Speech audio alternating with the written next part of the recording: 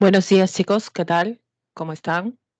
Vamos a iniciar el desarrollo de la semana número 3. Bueno, nos corresponde en el curso de Geografía, Educación Cívica, ¿ok? Bueno, esta vez tenemos el tema, a ver, antes de poder, buenos días, ¿cómo estás, Danae? ¿Ya?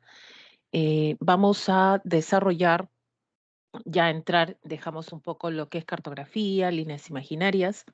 Vamos a ingresar al tema de transformación del relieve, ¿ya? De la superficie. Tiene que ver con estructura terrestre, formación de nuevos relieves, movimientos, fuerzas que interactúan para formar una nueva superficie, transformar, modificarla, etcétera, ¿ya?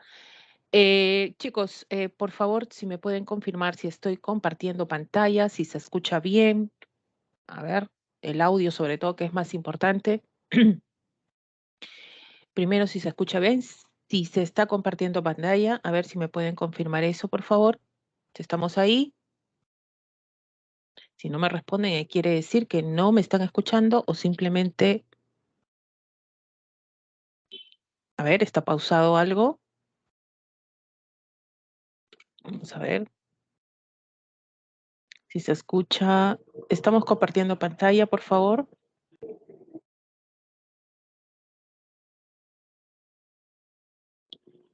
A ver, fíjense si estamos compartiendo pantalla, si se ve. Ok, muchas gracias por la respuesta. Muchas gracias. A ver, vamos a empezar entonces. Es un tema grande también, tiene que ver con la semana que vamos a ver también posterior, que es la semana 4, ¿ya? Pero vamos a ver este primer rubro en que trata. El título lo ven ustedes, vemos ahí factores de transformación del relieve. Vamos a establecer también la forma del diastrofismo, vulcanismo, mencionar lo que vendría a ser la actividad sísmica, maremotos, tsunamis, y todo esto trae desastres, sobre todo en este caso la condición humana, ¿no? Que genera pues estos sismos, ¿ok? Vamos a empezar entonces con algo básico, ¿ya? De repente este gráfico no está en tu boletín que te viene, pero vamos a tomarlo como referencia para qué, para sobre todo establecer nociones básicas que necesitamos conocer. ¿Qué es lo que estamos observando en este gráfico? Estamos observando la parte conocida de la Tierra como la geósfera. ¿Qué vendría a ser la geósfera? Es la parte sólida de la Tierra, ¿verdad? Y esta parte sólida tiende a subdividirse en tres capas importantes, ¿verdad? Hablamos de la corteza, hablamos del manto, hablamos del núcleo. Tres subcapas importantes para nosotros. Ahora, si el tema de geografía hoy es, ¿verdad? En este caso, modificación del relieve. Entonces, ¿dónde nos vamos a ir? ¿Dónde nos vamos a centrar? ¿Qué capas son las más importantes? Sobre todo, ahí vamos a observar a la corteza. Y fíjate que la corteza es la capa externa de la geósfera, ¿verdad? Compuesta por dos subcapas, hablamos de cima, hablamos de cial. Profesora, cima, cial, la parte oceánica, los fondos oceánicos, y cial, los fondos continentales, continente, océano, ¿verdad? Y todo esto forma parte de la corteza. Estamos hablando de esta superficie, en este caso, pues, de la Tierra, la parte externa sobre todo. Ahora, si nosotros mencionamos estas subcapas, entonces, profesora, ¿qué vamos a encontrar mucho más abajo de la corteza? Encontramos a esta capa media, conocida como el manto, y el manto está dividido en dos también subcapas, ¿no? Manto superior, que está en contacto con la corteza, y manto inferior, ya que está en contacto con el núcleo. Y finalmente tenemos el núcleo, que es la capa interna, también conocida como la endósfera, ¿ya? Entonces, fíjense los estados de la materia, quiere decir de la roca, o estados que componen esta geósfera. Ahí por ahí estamos hablando de estado líquido, estamos hablando de sólido ya en el núcleo. Pero, chicos, la composición, si nosotros queremos hablar cuál es el elemento que compone la geósfera, bueno, hierro, oxígeno, sílice, magnesio, aluminio, por ejemplo.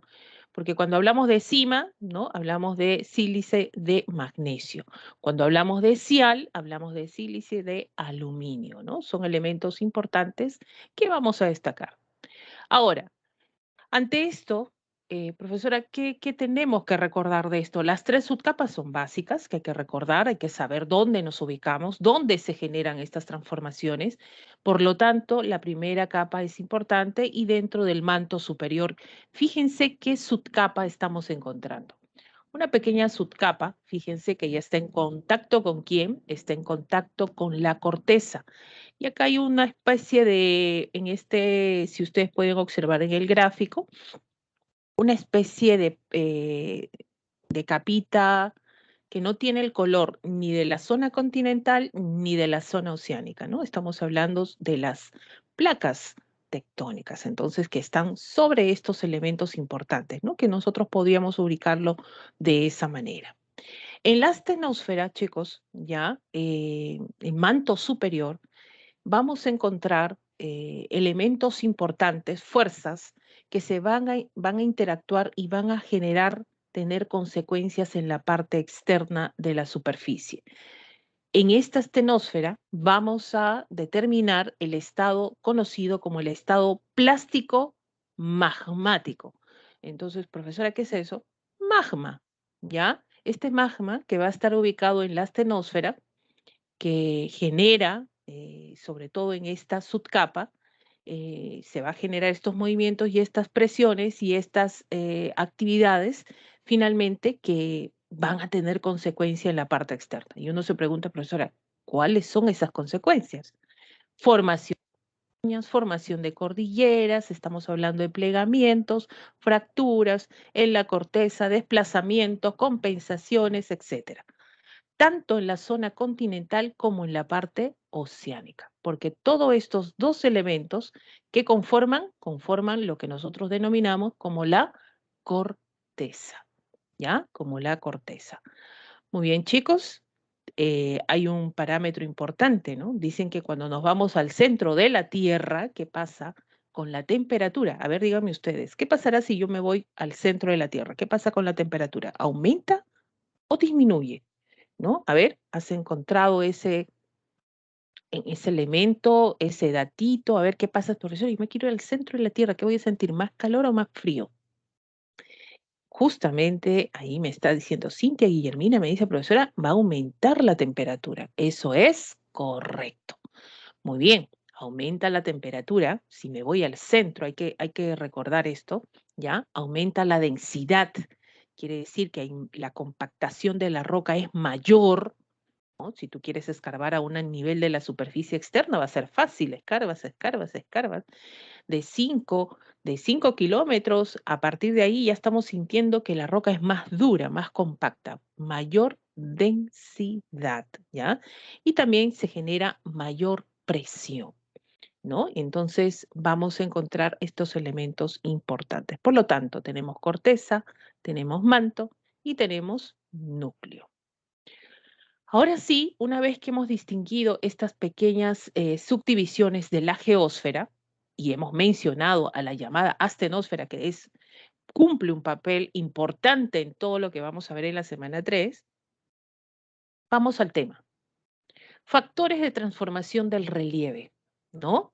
Profesora, el relieve se transforma, obvio, todo está en constante movimiento y transformación.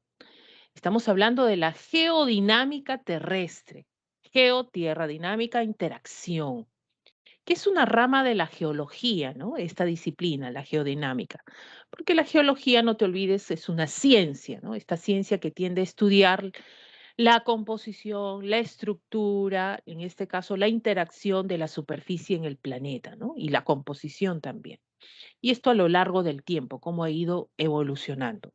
Eso hace la geografía, la geología. Por lo tanto, chicos, entonces vamos a establecer a partir de acá, dice, la geodinámica es una rama de la geología que trata de los agentes, las fuerzas que intervienen en los procesos dinámicos de la Tierra. Entonces, ese dinamismo que hay que entenderlo de alguna u otra manera. Fíjense que hay dos procesos, geodinámica interna y geodinámica externa. Dos procesos, ¿ya? Profesora, ¿los dos son distintos? Son distintos. Ahora, nunca vayas a pensar que estos procesos, ¿ya? Actúan uno primero y el otro después. No, la interacción es continua. ¿Ya? No está esperando la geodinámica, el proceso externo, que algo pase con lo interno. No, el proceso es continuo, ¿no? Interactivo, ahí los dos al mismo tiempo. No es que uno es primero y el otro segundo. No, no tiene eso nada que ver, ¿ya? Ahora, cuando hablamos de geodinámica interna, fíjense, profesora, magmatismo. ¿Dónde había magmatismo? ¿En qué capa de la geósfera encontrábamos magmatismo? ¿Te acuerdas? A ver, ¿en qué capa de la geósfera encontramos magmatismo? A ver, te dije el estado plástico magmático, ¿no? Había una pequeña subcapa. ¿Cuál es esta pequeña subcapa donde encontramos magmatismo? ¿Ya? A ver, chicos, ¿te acuerdas? ¿O ya se olvidaron? Tan rápido acabo de mencionarlo. Está en el manto superior, ¿ya? Muy bien, estamos hablando de Andrea, astenosfera, profesora. Así es. ¿Ya? Entonces, no olvidemos esta pequeña subcapa. Entonces, miren, tiene que ver con esta subcapa en la cual ver que este magma tiende a ascender, ¿no? Entonces, fíjense, se están generando interacciones, fuerzas que van a modificar o alterar la superficie externa. Miren, hay dos procesos, ¿no? Dentro de lo que es este proceso interno de geodinámica interna. Hablamos de diastrofismo y hablamos de vulcanismo. Entonces, eso es lo que vamos a ver ahora, cómo estos movimientos, estas fuerzas van a intervenir en la formación y la construcción de nuevo relieve. Profesora, se formó una montaña. Ah, ¿a qué lo atribuimos? ¿A vulcanismo o diastrofismo? Eso es lo que vamos a ver. ¿Ya? Entonces, la geodinámica interna o las fuerzas endógenas endógenas, forma o construye relieve. ¿Ya? Forma o construye relieve. Entonces, ¿a través de qué procesos hemos dicho? Hemos dicho a través del diastrofismo y vulcanismo. En cambio, ya en la parte externa, donde estamos nosotros, los seres humanos, ¿verdad? Hablamos de una geodinámica externa. Esto vamos a desarrollarlo en la semana número 4, o sea, en la que sigue.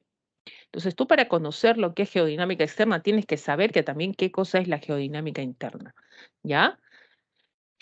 Vamos entonces en la geodinámica externa, fíjense, o fuerzas exógenas, profesora, también hay fuerzas que modifican relieve, transforman o destruyen.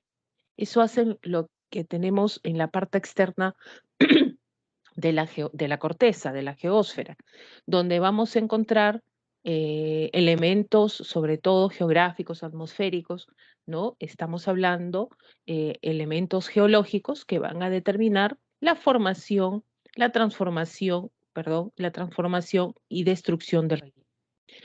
Fíjense, tienes la lluvia, tienes los vientos, tienes los ríos, ¿verdad? Tienes las aguas cársticas, las aguas del mar, por ejemplo, todos estos elementos geológicos van a generar la modificación, la transformación, destrucción del relieve. ¿Cómo? ¿Cómo lo hacen? Y eso es lo que vamos a ver en la semana 4. Dos procesos. ¿Cómo se llaman estos procesos? Hablamos de meteorización y erosión. ¿Ya? Mientras que en la geodinámica interna vamos a hablar de diastrofismo y vulcanismo y todo lo que se asocie a estos procesos. ¿Listo, chicos? Muy bien. Entonces nos vamos a la primera parte. Nos vamos a el resumen. Entonces, esta geodinámica interna de la Tierra, pues estamos en el interior, ¿ya? ¿Qué va a pasar? Dos interacciones, lo que es diastrofismo y vulcanismo. ¿Qué cosa es diastrofismo? Bueno, se van a establecer en dos tipos de movimientos, epirogénicos y también están los orogénicos. Ahora, ¿cuál es la diferencia entre uno y otro? Movimientos epirogénicos y movimientos orogénicos. No olvides que estos dos forman parte del diastrofismo, ¿ya? Los movimientos epirogénicos tienden a ser verticales, ascendentes y descendentes, y los movimientos orogénicos tienden a ser laterales, horizontales en su desplazamiento. ¿no? Entonces son fuerzas, interacciones que van a intervenir ya sea en la transformación o modificación del relieve, estos dos elementos. Y si podemos ver un gráfico, por ejemplo, ahí tenemos también ya, en el caso de movimientos epirogénicos, ¿verdad? Estos simplemente como son de ascenso y descenso, buscan la compensación, ¿no? Hablamos del equilibrio a nivel de estas dos densidades que tenemos en la superficie. Profesora, ¿cuáles son? Tenemos la parte oceánica y la parte continental. ¿Ya? Está buscando siempre ese equilibrio con estos movimientos compensatorios de ascenso y descenso. Esos son los epirogénicos. Y ahorita lo explicamos. Orogénicos, estos sí son fuertes, se asocian directamente en la interacción de placas, el desplazamiento de las placas tectónicas, y se forman en la superficie plegamientos, y por ahí tenemos la fractura, cuando no se resiste la liberación de tanta energía, la formación de fallas. En cambio, el vulcanismo, ¿qué es? Es cuando el magma sale de la estenosfera y asciende a la superficie. ¿Ya? Este vulcanismo se divide en vulcanismo o magmatismo intrusivo y extrusivo. Y los sinónimos que hay que manejar es magmatismo intrusivo o plutónico, magmatismo extrusivo o volcánico. Ahí tenemos intrusivo, que no, sale de la estenosfera, pero no llega a la parte externa. Se establece en este caso en la corteza, pero no llega a salir al exterior. En cambio, el extrusivo o volcánico, este sí, y lo hace a través de una erupción volcánica. Esto tiende a ser extrusivo, ya cuando el magma asciende a la parte externa de la superficie. Profesora, ¿esto es lo que vamos a ver ahora? Sí, ya, este es el resumen, el esquemita, y nos vamos al primer, en este caso, tema. Vamos a ver diastrofismo. Cada vez que te hablen de esto, fuerzas diastróficas también se le conoce. Son los dos, pues, no te olvides, es movimientos epirogénicos y orogénicos, estos dos que se combinan. Tú combinas los dos, finalmente son fuerzas diastróficas. Por un lado, hablamos de procesos que afectan los niveles externos de la corteza, ¿no? Desplazando, deformando, dislocando los materiales, eso quiere decir la roca, ¿ya? ¿Qué lo constituye? Son dos tipos, epirogénicos y orogénicos. Otra forma de explicar, estamos hablando de estas fuerzas compensatorias, estos movimientos horizontales, tú combinas estos dos, son en este caso fuerzas diastróficas. Es por eso que se dividen en dos, para entenderlas, ¿ya? No es que uno primero que el otro, sino estamos hablando todo este conjunto diastrófico. ¿Cómo es? Se divide en movimientos epirogénicos, ¿ya? Y orogénicos. Vamos a ver los epirogénicos. Por ejemplo, un ejemplo de movimientos epirogénicos, un tablazo. Ahí tenemos el famoso tablazo de Talara, que está en la zona norte de nuestro país, ¿verdad? Tenemos, por ejemplo, que estos movimientos epirogénicos, ya, fíjense cómo son, verticales, de ascenso y descenso de la corteza. Así de simple. Profesora, eso tiene que ver, o sea, ascenso y descenso de la superficie está asociado, miren, movimientos diastróficos, está asociado a las placas. No olvidemos que las placas tienen interacción, tienen movimiento, pero en este caso de movimientos epirogénicos no interactúan, no chocan, no colisionan, no. Lo único que hacen es esto, es generar esto, compensación, nada más.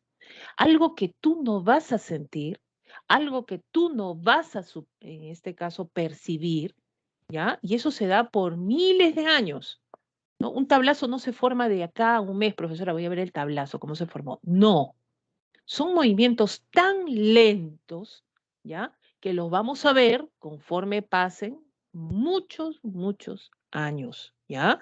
Entonces, fíjense, ahí tenemos que afectan las vastas superficies nada más, ¿no? No es así drástico, no modifica, no disloca, solo desplaza, ¿no? A través de estos movimientos verticales, nada más, ¿ya?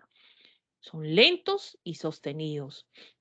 A la formación de qué? De continentes, de escudos y tablazos. ¿Hay que recordar esto para una evaluación? Sí. ¿no? Por ejemplo, te dicen formación de continentes, ¿qué tipo de movimientos? Epirogénicos. Escudos, epirogénicos. Tablazos, epirogénicos. Entonces uno dice, profesora, está bien, pero ¿en qué se fundamenta todos estos movimientos epirogénicos? ¿Cómo llegaron a esta conclusión de que existen estos movimientos compensatorios? ¿Cómo que nosotros no podemos sentirlo, percibirlo? O sea, ¿cómo se ha llegado a esa conclusión? Mediante, está en rojito acá, chicos, mediante esta teoría, ya conocida como la teoría de la isostasia. Ya hablamos de la teoría de la isostasia. ¿Qué cosa es iso, chicos? ¿Qué cosa es iso? Iso viene de iso igualdad. ¿Qué está buscando la isostasia en estos movimientos que nosotros tratamos de entenderlos, que son epirogénicos? Si hablo de igualdad, ¿qué busca? El equilibrio entre estas dos densidades que tenemos en la corteza. Vuelvo a repetir cuáles son.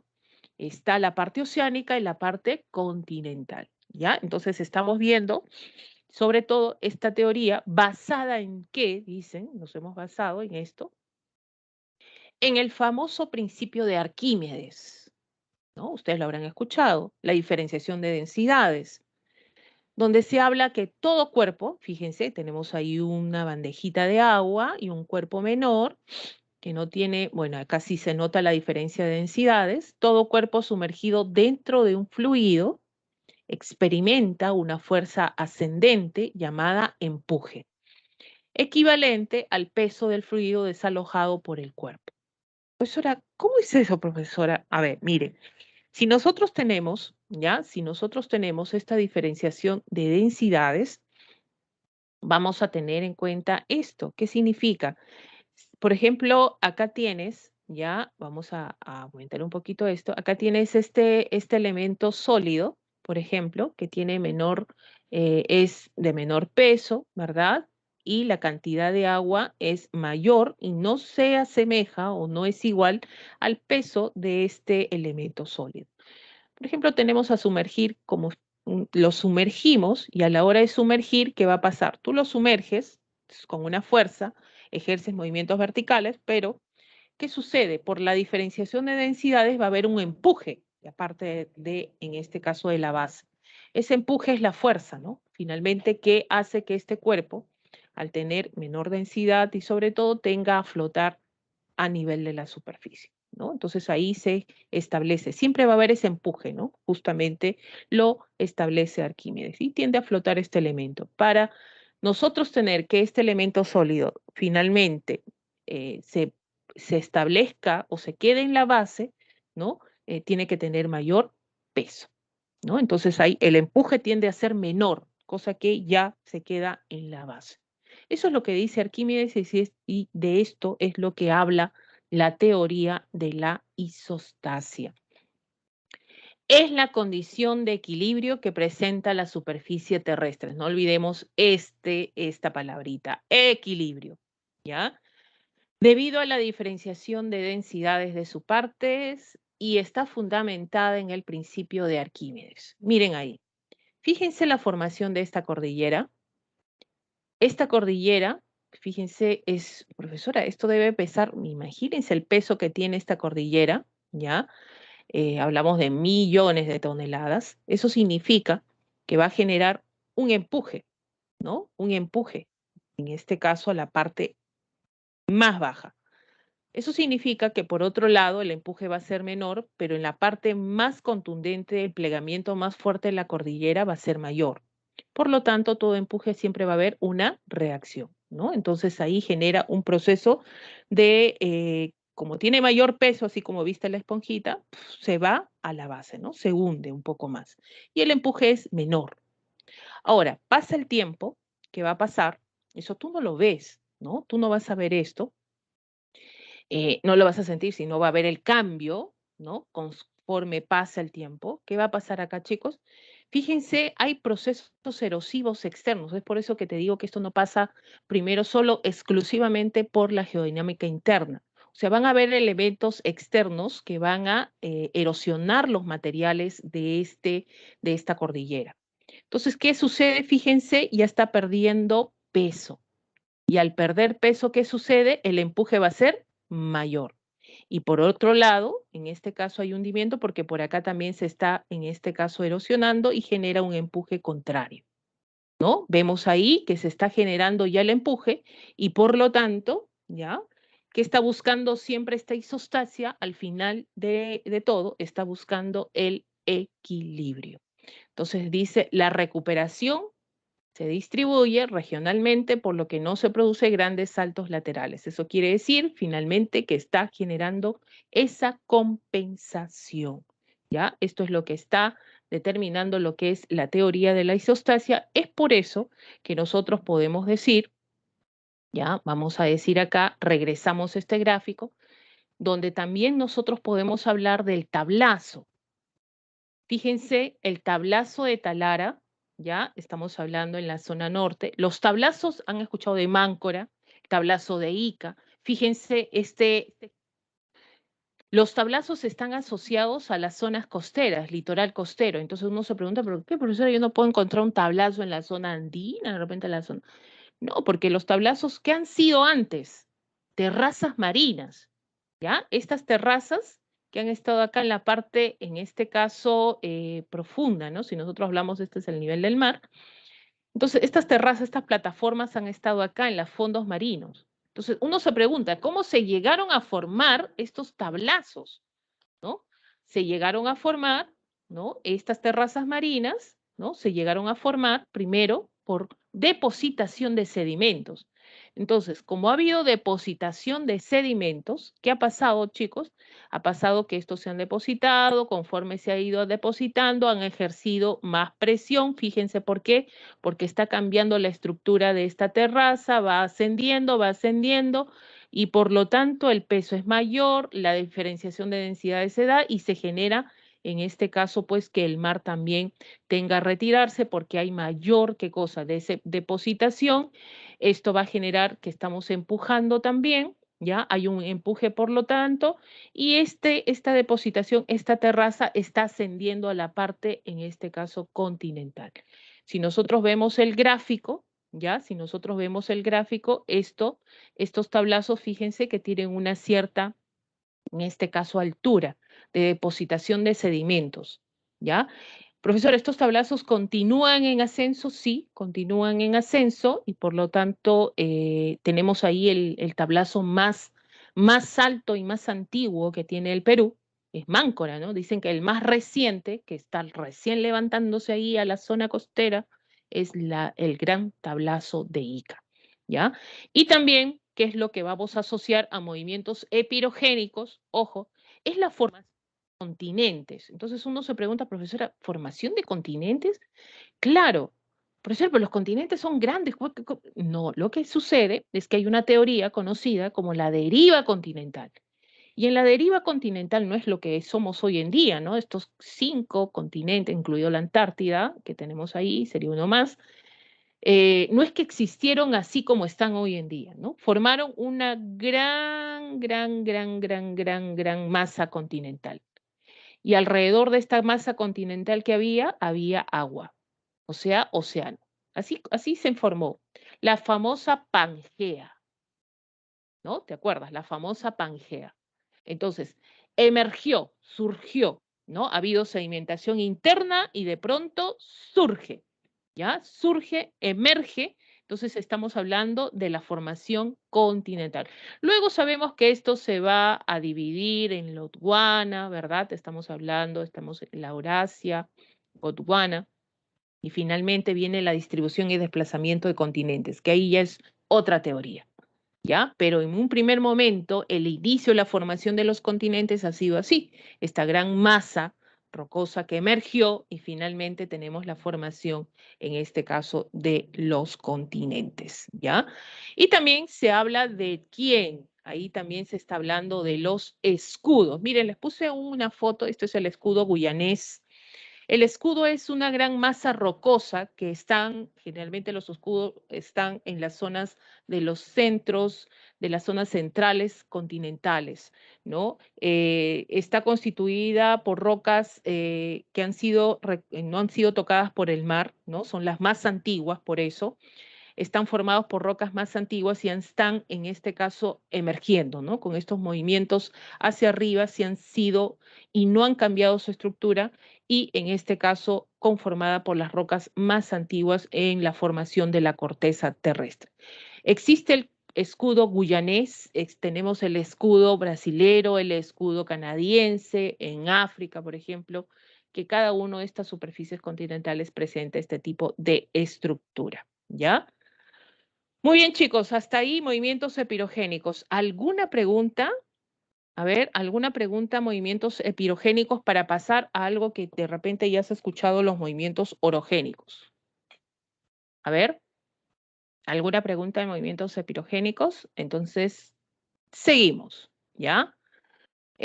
Vamos a los movimientos orogénicos. Miren, dime tú, estos sí sientes, los percibes, y estos generan cambios drásticos, a veces repentinos, ¿ya? A diferencia de los epirogénicos, ¿ya? Que tienden a ser reversibles, porque en un momento, estableciendo esa compensación, los movimientos epirogénicos incluso tienden a ser reversibles, o sea, tú puedes volver a tener esa misma estructura que en un momento lo tuviste. ¿Te acuerdas la formación de la montaña? En un momento era plano, se formó la montaña, luego se desgastó la montaña, otra vez plano. Eso significa reversible. Estos no, son irreversibles. Acá el cambio es drástico. Dime tú, ¿cómo has sentido, percibido un movimiento orogénico? ¿Alguien me puede decir cómo han sentido, percibido un movimiento orogénico? Estos sí son bruscos. Laterales, ¿ya? Asociado a tectónica de placas. Entonces, si está asociado a tectónica de placas, ¿cómo lo has sentido hoy? Y lo que acabas de sentir también hace poco, ¿no? Hemos tenido estas eventualidades. A ver, muy bien, ahí me dice Arturo, pero eso era un sismo, profesora. Así es. Y los movimientos, temblor, sismo, ¿no? Los movimientos orogénicos están asociados a tectónica de placas. Acá sí las placas se mandan con todo, como dicen, ¿no? La interacción es continua, ¿ya? Y las consecuencias sí se pueden percibir rápidamente. Ahí tenemos, ¿ya? Ahí tenemos, vamos a ver, movimientos horizontales, esto sí no hay que en este caso olvidar, ¿ya? Movimientos horizontales, en los cuales están asociados diversos procesos que se producen en las márgenes de las placas continentales y oceánicas. Profesora, ¿hay placas oceánicas y placas continentales? Así es, ¿ya? Entonces, está asociado sobre todo a esta interacción de las placas tectónicas, tanto continentales como oceánicas. Estos movimientos de las placas, estos movimientos orogénicos, se activan por corrientes de convección, ¿ya? Estas corrientes, ya vamos a explicar cómo es que se generan y cómo y dónde podemos encontrar corrientes de convección. Estos consisten en corrientes ascendentes y descendentes del manto profesora, la astenósfera.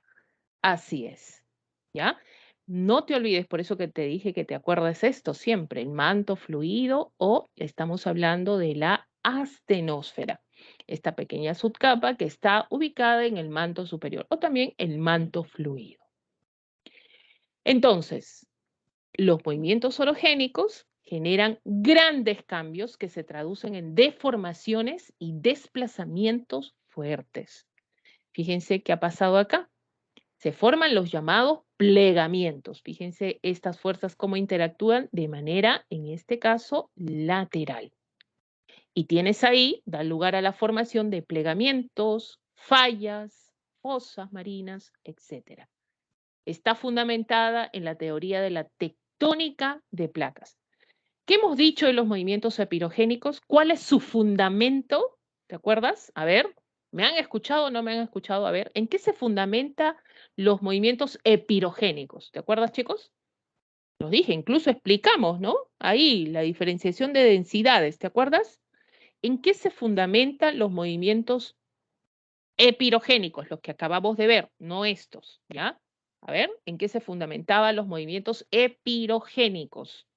Que están buscando siempre el equilibrio. Muy bien, por ahí me pone Margot, André, Valeria. Estamos hablando de la teoría de la isostasia.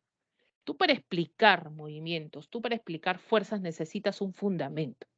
Y el fundamento de los movimientos pirogénicos están en la isostasia. ¿Qué está buscando la isostasia, chicos? A ver, el equilibrio, por ahí me pone también Ángel, ¿no? El equilibrio entre estas dos densidades, en este caso distintas, ¿no? Parte oceánica, parte continental. En cambio, los orogénicos, ¿cuál es su fundamento? El fundamento está en la teoría de la tectónica de placas. ¿Ya? Esta teoría habla de cómo las placas se desplazan a lo largo de toda la superficie terrestre. Todo, chicos, está cubierto de placas tectónicas.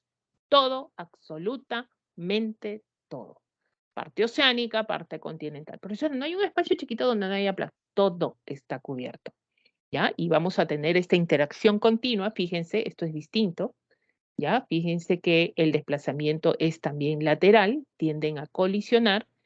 Esto se produce justamente, este primer gráfico se produce cuando estas dos placas tienden a ser, ¿qué cosa? Continentales. O sea, en continente, continente, miren lo que han generado plegamientos. Y estos plegamientos lo conocemos como montañas, cordilleras, etcétera, ¿no? Así se formó el Himalaya, por ejemplo. En cambio acá, no, la interacción es distinta. ¿Por qué? Porque vamos a ver que esto es una placa oceánica, ¿ya? Esta es una placa oceánica y esta es una placa continental. Cuando eso sucede, acá se produce una subducción. Y miren, la placa oceánica penetrando la astenosfera. ¿Ya? Entonces son interacciones distintas. Esto lo volvemos a repetir, chicos. Pero antes, para poder entender todo este proceso, ¿ya? Esto es chiquito. Bueno, disculpen el gráfico, así he querido hacerlo por ahí para poder entenderlo. ¿Qué es esto, profesora? Esto es la astenosfera. Sabemos que cuando nos vamos a mayor profundidad, la temperatura, la presión, la densidad aumenta. El promedio de temperatura en la astenosfera es de 1700 hasta 3000 grados, en algún caso lo han mencionado. ¿Ya? Entonces, por estas altas temperaturas, imagínense la gran presión que acontece en esta pequeña subcapa, donde vamos a encontrar grandes presiones, fíjense ustedes, y es por eso que la roca se desgrega, se va a desgregar mucho más, en este caso, rápido. Es por eso que encontramos en esta astenosfera el llamado estado plástico magmático, ¿no? Profesora, ¿cómo es plástico? Profesora, ¿es magma? Así es, ¿ya? Tú has visto una erupción volcánica. Muy bien, ¿qué ha salido? Bueno, cuando sale este magma al exterior ya no es magma, es lava, ¿no? Y lo que ves tú caliente en la superficie no es nada con referente a lo que está en la astenosfera.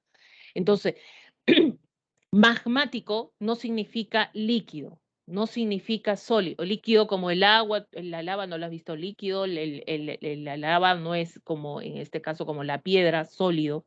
Está entre esos dos. Es algo así como la mazamorrita que te hace tu mamá o el puré. No sé si alguna vez te ha pasado eso, que has visto que el puré tu mamá lo ha dejado hervir y comienza a explotar. Una cosa así. ¿Ya? Entonces, imagínate el estado magmático, la astenosfera, grandes presiones, grandes temperaturas acá. Entonces, por eso es que se genera este ascenso y descenso constante de este estado magmático, donde a la hora de ascender se genera el ascenso y qué va a pasar en la parte alta, donde llega al límite de la astenosfera y está dando la vuelta ahí, agarra elemento material rocoso y lo lleva abajo y genera el descenso. ¿Ya? Ascenso y descenso. Entonces, sube, disgrega, baja. Sube, disgrega y baja. ¿Alguien sabe cómo se llaman estas corrientes, chicos? A ver, si estoy hablando de gente que sí, en este caso, los conoce, ¿ya? ¿Alguien sabe cómo se llaman estas corrientes que están en la astenosfera y que generan este ascenso? Desgragan la roca, lo llevan hacia abajo. A ver, ¿alguien lo sabe? Muy bien, Daniela. Las corrientes convectivas, ¿ya? Esto viene de convección. No sé si tú algún momento tú has visto hervir, te has observado cómo va a hervir el agua. Cuando tú pones el agua fría a la hornilla para que hierva, ¿no? Vas a ver que esa agua está fría, bueno, está fría, y comienza a elevarse la temperatura y vas a ver que de la base, de donde has puesto a hervir el agua, de la base de esa ollita, tetera, etcétera, salen como burbujitas de la base. Entonces, esas burbujitas ascienden, ¿no? ¿Y qué sucede? Luego de ascender a lo máximo, descienden. Y así. Entonces, eso es conforme pasa el tiempo, la temperatura aumenta y esas burbujitas van a ser más rápidas, más rápidas, más rápidas, ascienden más rápidos, genera ese movimiento ascendente y de pronto hierve el agua, ¿no? Imagínate eso, por eso viene de convección. Esto está pasando en la astenosfera. Entonces, con ese ascenso y descenso que está disgregando la roca, la baja, disgrega, ¿qué va a pasar, chicos? ¿El magma sale o no sale? Va a encontrar una cavidad importante, está disgregando la roca, no te olvides, ¿ya? Y por ahí la disgrega tanto que encuentra la salida el magma. ¿Y el magma quiere salir o no? Claro que sí, quiere salir, en este caso, hacia la parte externa, ¿no? Llegar hasta la corteza. Entonces, todo lo que sale de la extenosfera, chicos, ¿se enfría o se calienta más? A ver, dime. A ver, todo lo que sale de la estenosfera, ¿se calentará más o se enfriará? ¿Aumenta o disminuye la temperatura? A ver, ¿estamos ahí? A ver, ¿qué pasará?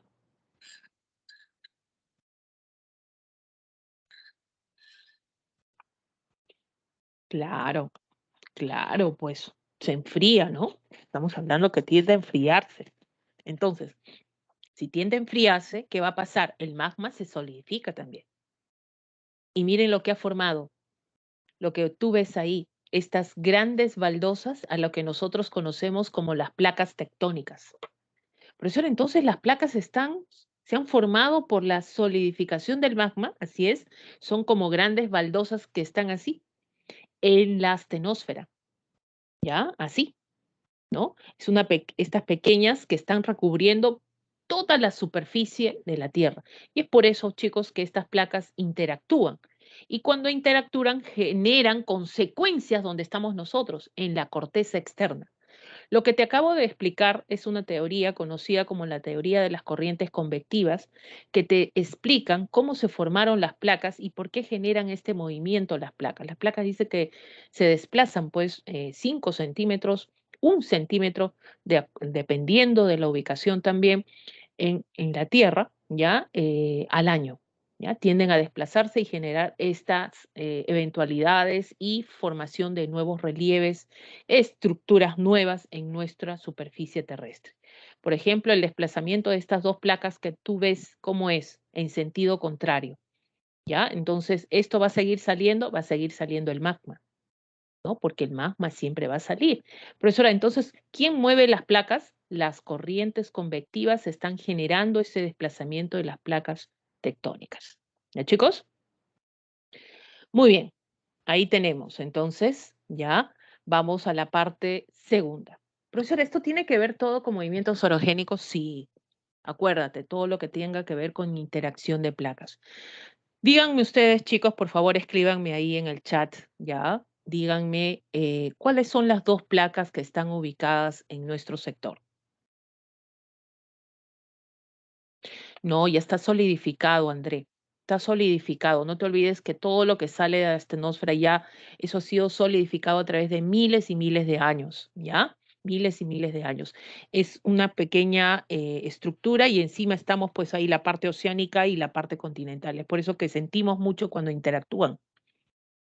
Muy bien, ahí tenemos la placa de Nazca, la placa sudamericana. ¿Ya? Ahí tenemos la placa de Nazca y la placa sudamericana. Estas flechitas que tú ves acá son las corrientes convectivas que tienen diferente, en este caso, ascenso y descenso, ¿ya? Y por eso que algunas placas tienden a converger y el gráfico que hemos visto anterior, en este caso, se separan las placas. Pero hay placas que hacen esto. El caso de nosotros, que debemos conocerlos más que nada, ¿no? Que está la placa de Nazca y la placa sudamericana. Fíjate que la placa de Nazca está ubicado en el océano, es una placa oceánica. Y la placa sudamericana está ubicada pues en Sudamérica, la parte continental. Las dos Uno dice, profesora, colisionan, hacen esto, profesora. No, estas dos placas tienden a generar la subducción de placas. ¿Qué significa? Que la placa más densa, que es la placa de Nazca, fíjense a dónde se va. Se va y penetra la astenosfera. Profesora, hasta la astenosfera, así es. Y la menos densa, que es la sudamericana, se posa encima de ella. Hacen esto, se subducen. ¿Ya? Y esto, ¿qué genera? Que la placa de Nazca, al penetrar la astenosfera, genera una gran presión en la astenosfera. Y al generar esta gran presión, miren lo que está formando, que el magma por ahí en la astenosfera se concentre, ¿verdad? Y finalmente, ¡fuf!, asciende. Y esto, al ascender, puede generar ahí la formación de continuos plegamientos en la parte externa, que ha formado lo que nosotros conocemos como la cordillera de los Andes. Profesores, ¿la cordillera es un conjunto de plegamientos? Sí. Ahí están las montañas, uno de menor, mayor altitud, etcétera. Menor, mayor altitud. O también, cuando se produce esta zona de subducción, chicos, en estas grandes presiones, ya hay formación de volcanes, hay estructuras donde el magma está viendo dónde salir y una erupción volcánica. Miren lo que genera todo eso. ¿Y estamos expuestos a eso en Sudamérica? Sí, por la cordillera de los Andes. ¿Ya? Ahora, ¿qué sucede en el márgenes de estas dos placas? Uno es oceánica y otro es continental. ¿Qué sucede en la margen de estas dos placas? Sucede que en la parte oceánica se va a formar estas grandes concavidades profundas. Parecía un cañón estrecho, pero profundo, a lo que se conoce como una fosa. ¿Ya? Por eso quiere decir que todo esto está asociado a movimientos orogénicos, profesora. Así es, todo esto está asociado a movimientos orogénicos, ¿ya? A ver, escucho un audio por ahí. ¿Alguien prendió su micro, chicos? Oh. No lo encuentro. Alguien prendió su micro. A ver, ahorita lo encuentro. Alguien prendió. Ya, gracias. Es que lo que pasa es que se escucha bastante fuerte, ¿ya? Entonces uno dice, profesora, conclusión, profesora, nosotros, por ejemplo, si estamos en una zona de subducción, ¿estamos expuestos a constantes actividades sísmicas? Sí. No te olvides cuando se produce un sismo, ¿ya? Y te dicen que se ha producido un sismo y por favor hay que cuidarnos de las réplicas. Acuérdate que estamos en una zona de subducción de placas y por lo tanto las placas se están acomodando. Es por eso que no sé si has escuchado esa expresión. Las placas se están acomodando y por eso hay réplicas. Y si es una zona de subducción, mucho más. A veces las réplicas son mayores que el sismo inicial, ¿ya? Profesora, ¿tenemos fosas, estas grandes concavidades? Sí. ¿Alguien me puede decir dónde fue el epicentro de estos dos temblores que tuvimos, chicos? ¿Han visto las noticias? ¿No? ¿Han visto? Leen las noticias. Ustedes deben tener redes sociales también, ¿no? Los dos temblores fuertes en el Callao. ¿Y sabes lo que tenemos ahí? Al frente del Callao, ahí, costidito nomás cerquita, la fosa Callao. Metros de profundidad. Esta fosa, chicos, está en esta zona de subducción. Zonas de subducción se forman fosas. Es por eso que en la zona sur está nuestro querido hermano país del sur, que es Chile, y la comparte con nosotros ya en la frontera nuestra, la fosa Perú-Chile. 6.000 metros de profundidad. ¿Ya? ¡Wow, profesora! Ajá.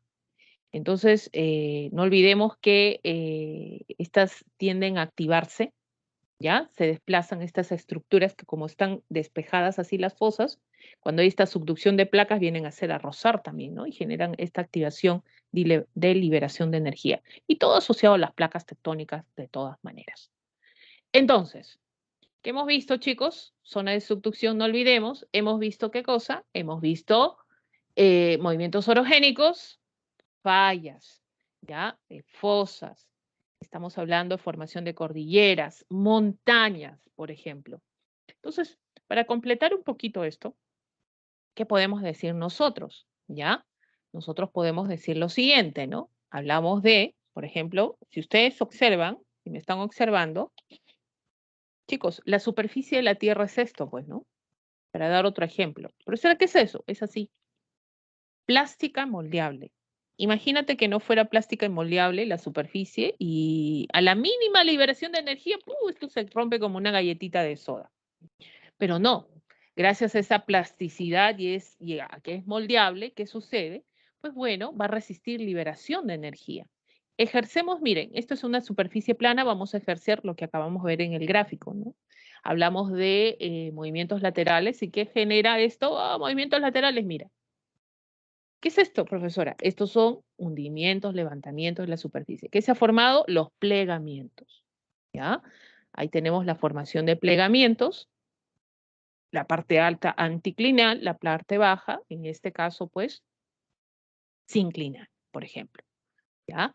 Ahora, pero a veces esta liberación de energía no lo resiste, esta plasticidad y ¡pa! La fractura, ¿ya? Generando qué cosa, ¿no? Hay formas de generar la fractura de la superficie, algunas son diaclasias nada más así rectas que forman estas fallas horizontales, pero a veces ese desnivel grande que se da se conoce como las fallas, ¿ya? Estas fallas que han formado en las zonas altoandinas, por ejemplo, las mesetas, ¿ya? Tenemos ahí horst, graben en las partes más altas y la parte más baja conocida como grave, ¿ya? Este es por un ejemplo para ustedes, chicos.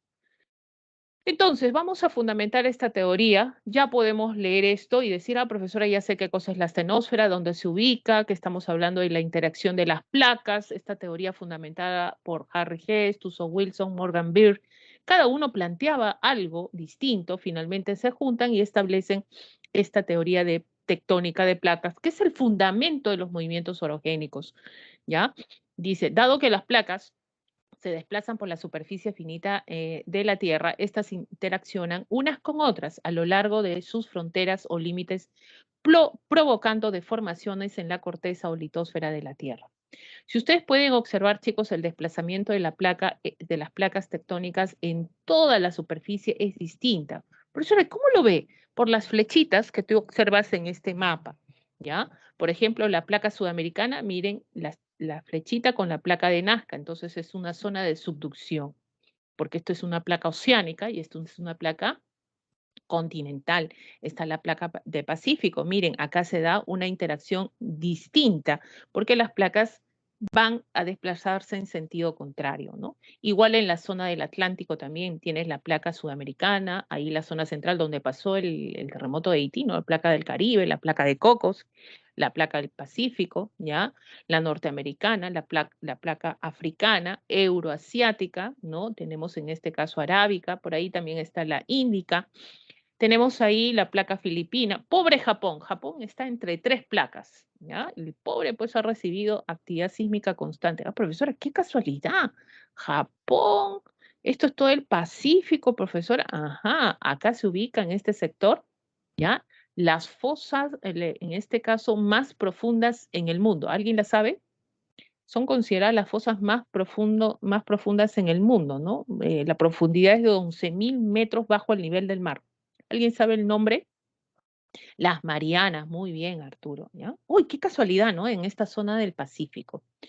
Mira, zona del Pacífico, estamos nosotros, ¿no? Sudamérica, Chile, el terremoto más fuerte que pasó en el planeta está en Chile, ¿no? Y la placa de Nazca, miren hasta dónde se va, casi bordeando ya la zona del Caribe, estamos hablando de la zona central, ¿ya? De América Central, abarca todos estos países en Sudamérica, ¿ok? ¿No? Valdivia, 1960, 9,5 grados, el terremoto en Chile, por ejemplo, ¿no? Oh, pobrecitos. Y también ha habido actividad sísmica en todo este sector, ¿no? Y qué casualidad, formación de la cordillera de los Andes, América Central, la cordillera central, las montañas rocosas, tenemos ahí las rocosas, tenemos ahí Sierra Madre Occidental, actividad sísmica. Chicos, ¿alguien me puede decir cómo se llama este sector?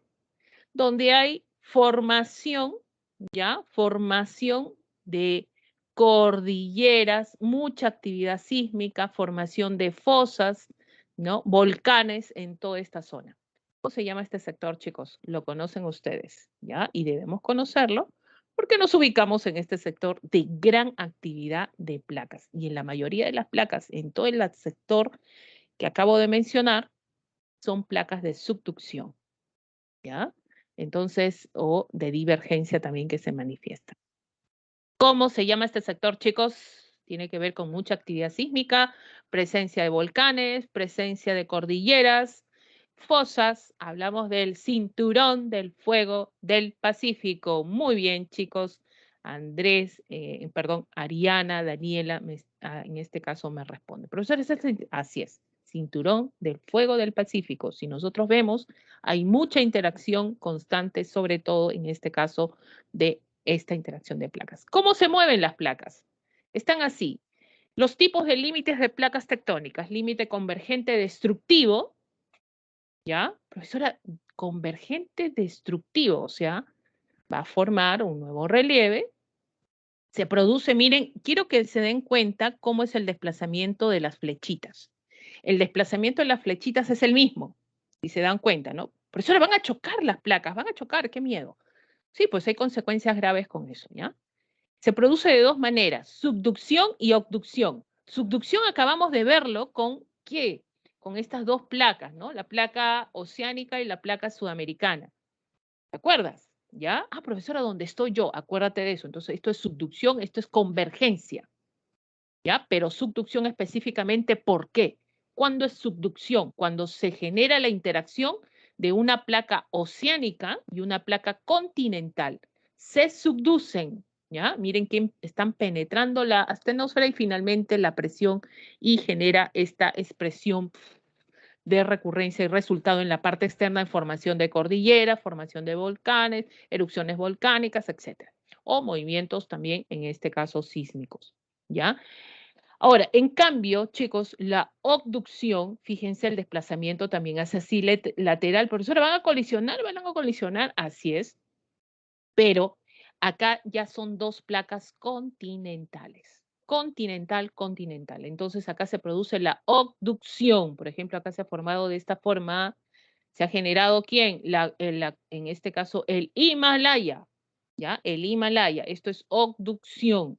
¿Ya? Entonces vamos a tener esa condición. Dan a la formación de cordilleras, no olvidemos, convergente, destructivo, fosas marinas, fallas, movimientos sísmicos y actividad volcánica. Específicamente en la zona de subducción vamos a tener la formación de cordilleras, la formación de fosas, que estos están en las profundidades oceánicas, ¿no? En este caso exclusivo. En cambio, abducción, pues ahí están las fallas, actividad sísmica, actividad volcánica también. ¿Ya? Pero las fosas necesariamente son de una zona de, sobre todo en este caso, de subducción, ¿ya? De subducción de placas. Límite divergente constructivo. Fíjense lo que ya les puse también, cómo las placas se están desplazando en sentido contrario.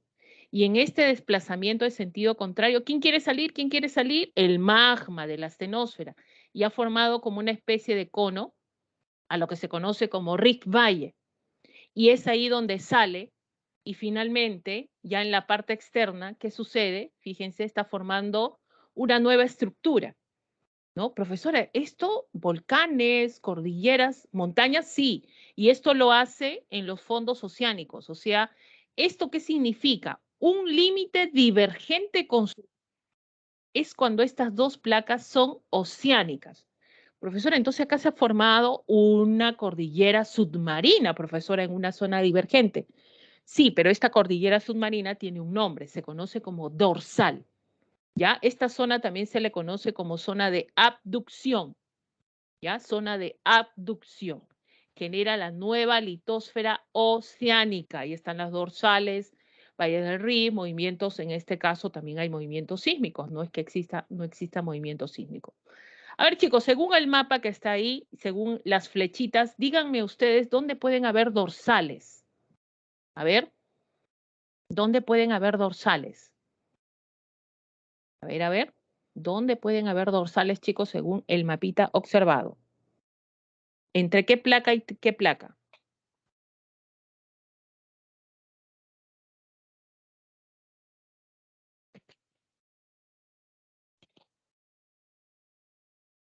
A ver, los espero, observando. ¿Dónde se forman las dorsales? Cuando las placas se desplazan en el sentido contrario y están en los fondos oceánicos. A ver, me ponen ahí Pacífico y Nazca. Muy bien. Hay uno más, grande incluso.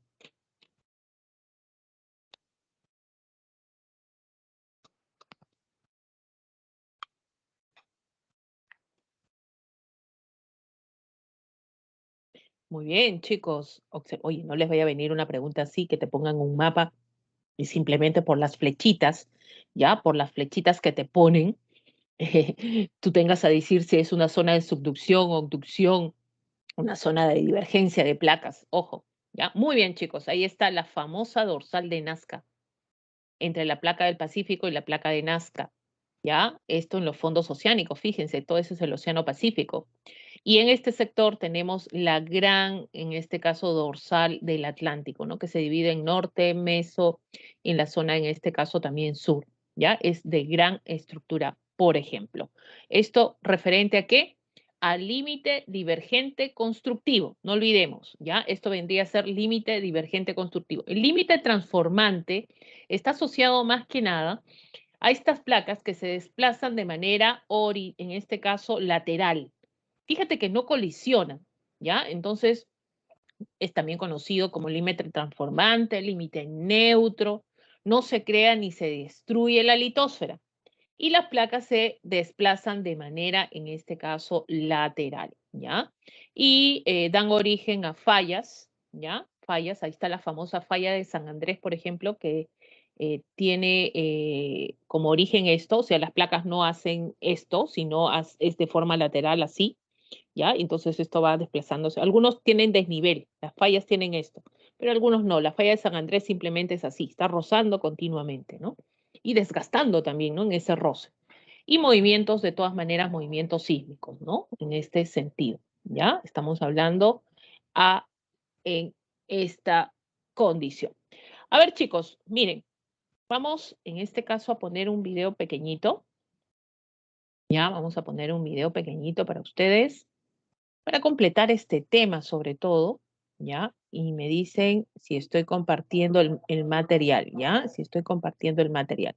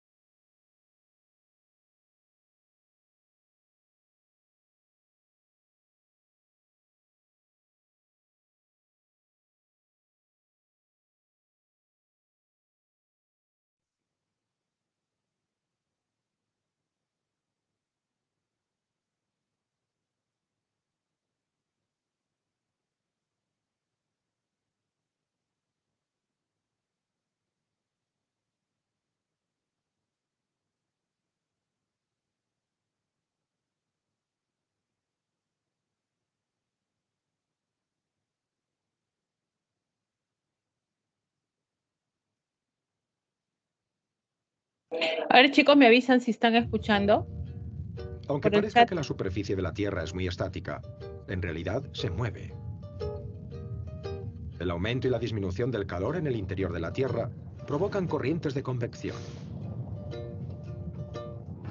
Estas pueden empujar las placas, lo que hace que se separen algunos centímetros al año.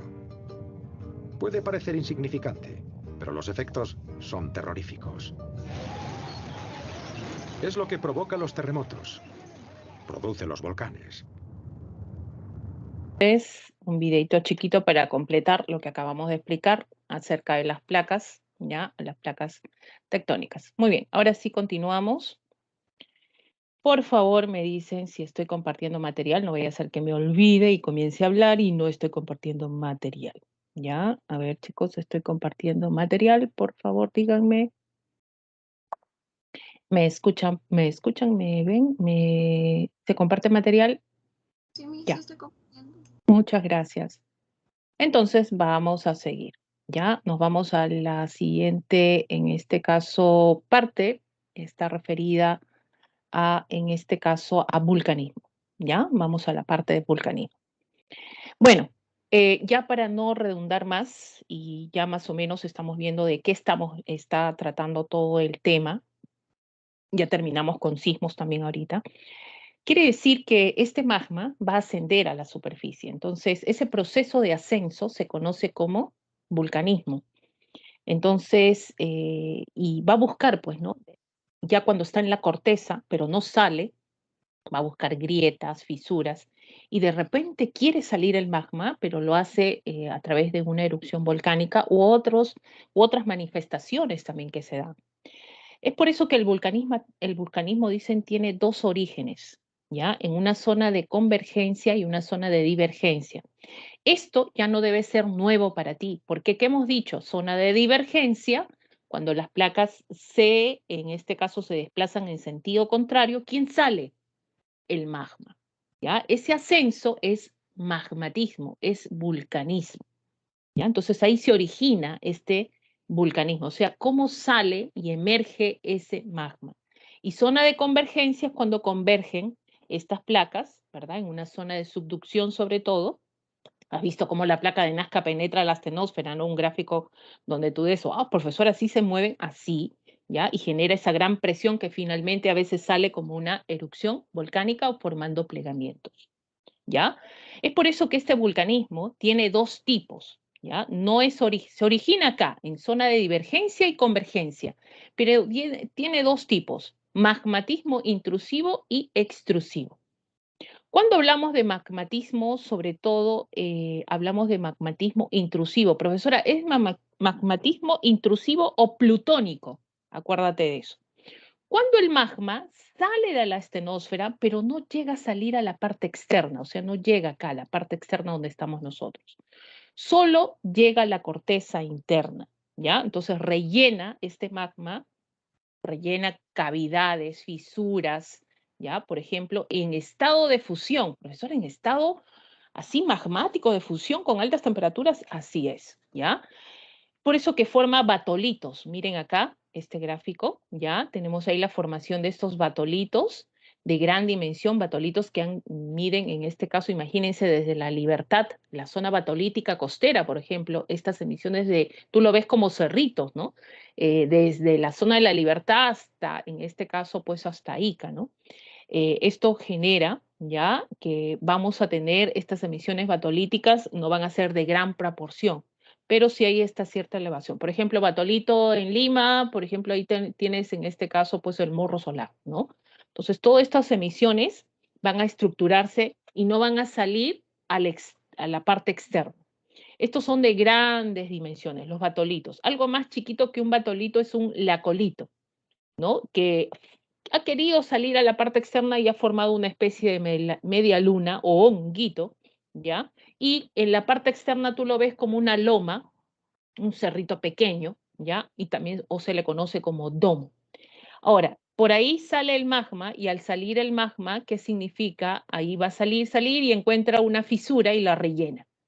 Este relleno, fíjense que es una especie de varilla, ¿ya? En este caso vertical, eso se conoce como un dique, ¿ya? Y finalmente tienes ahí el lopolito, no es otra cosa que son plataformas, ¿no? A veces unas con otras paralelas que se establecen bajo la corteza, ¿ya? Entonces, cuando este magma tiende a rellenar esas concavidades internas de la corteza, se le conoce como intrusivo o plutónico, ¿ya? Magmatismo extrusivo, chicos, es cuando el magma ya sale, pues, y cuando sale lo hace representado en una erupción volcánica y donde el magma, profesor, ahí también ya se llama magma, no, ya en la parte externa donde estamos nosotros, esto se conoce como lava, ¿no? Lo habrán visto en muchas ocasiones, una lava, por ejemplo, y de esa manera ya vamos a encontrar mantos de lava formando mesetas, formando pampas, por ejemplo. Y hay otras formas, chicos, de manifestación de magmatismo extrusivo. Por ejemplo, este magma cuando asciende capta el agua interna, ¿no? Las aguas de la napa freática la captan y la modifican. modificando su temperatura, su composición química, sus propiedades físicas, y afuera nosotros ya lo conocemos como las aguas termales, ¿no? O la formación de geysers también, que son emisiones de agua o de vapor hacia la parte externa, ¿no? Eso tiene que ver con la captación del magma a nivel de la superficie, ¿ya? En ese sentido. Chicos, ¿estos dos tipos de vulcanismo habrá en el Perú? ¿Sí o no? A ver, ¿tú qué crees? ¿Habrá en el Perú todo esto? A ver, ¿ustedes qué creen? ¿Hay o no hay volcanismo intrusivo y extrusivo? Bueno, ya te he dicho que hay batolitos, ¿no? Profesora, también alacolitos, también, diques también, ¿ya? ¿Y habrá volcanes? ¿El Perú está, hay volcanes, chicos? ¿Hay actividad volcánica en el Perú? Hay un volcán que está en estado fumarólico, ¿no? El Ubinas, en este caso en Moquegua. Ah, sí, profesora, sí. Profesora, ¿tenemos también todo esto? Así es, ¿ya? Tenemos geysers, tenemos en este caso, ¿dónde es la zona volcánica en el Perú? ¿Qué zona es volcánica en el Perú? ¿Dónde hay más volcanes en el Perú? ¿Zona norte, centro o zona sur? ¿Tú qué crees? Y justamente hay una región en el Perú que tiene esa característica, ¿no? De contener el mayor número de volcanes en todo el Perú, sobre todo, ¿no? En la zona sur. Muy bien, Guillermina. ¿No? Oh, sí, profesor, es zona sur. ¿Ya? Entonces, está asociado a estos elementos, está asociado necesariamente, ¿ya? Ahí tienen un geyser, chicos. El día que viajen a Tacna, parte de Moquegua, tenemos ahí grandes estructuras geológicas volcánicas, ¿no? No vayas a encontrar por ahí, te vas de expedición, ahí te vas, ay, profesora, a mí me gusta estar en expedición, encuentras un agua termal ahí subiendo una cordillera, ay, agua termal, pum, me quiero entrar. No, ustedes saben que todo lo que viene del interior de la superficie es frío o caliente. Es caliente, pues, ¿ya? Y no vayas a querer, ay, quiero tocar el geyser, tampoco, pues, ¿no? Estos geyser justamente emiten, en este caso, elementos con gran temperatura, ¿ya? Pregunto, chicos, una dorsal, a ver, retrocediendo un poco, ¿una dorsal será magmatismo intrusivo o extrusivo? Tú ya sabes que es una dorsal. ¿Dónde se forma? En una zona de divergencia, ¿ya? En los fondos oceánicos. Dime, ¿una dorsal será magmatismo intrusivo o extrusivo? A ver, los leo. ¿Qué será una dorsal, chicos? Intrusivo o extrusivo. Si es una zona de divergencia, las placas divergen. ¿Quién sale? Sale el magma, por lo tanto, es extrusivo porque están en los fondos oceánicos. ¿Ya? Intrusivo no, porque no, ya no está dentro de la corteza, ya los fondos oceánicos es extrusivo, ¿ya? No olvidemos, ¿ah? O sea, una dorsal, profesora, zona de convergencia, zona de divergencia, sí. Y magmatismo extrusivo, sí. Oh, parece pregunta de examen, ¿ya? Muy bien, no te olvides, ¿ah? Dorsales, zona de divergencia, magmatismo extrusivo. Vamos a los sismos o seísmos, chicos, ¿ya? Vamos rapidito acá. Les voy a poner algo de repente que ustedes puedan observar rapidito y se puedan orientar, cosa que la explicación sea más rápida también, ¿ya? ¿Dónde está? ¿Dónde está? No lo veo. Acá está. A ver, ya tenemos que estar preparados, profesora. Sí, preparados, listos para una eventualidad, en este caso, pues sísmica. A ver, voy a dejar compartir, compartir. Siempre me olvido esto, listo. Muy bien. Ahí está, chicos. Me hablan por audio si es que no se escucha, ¿ya? Si no, normal.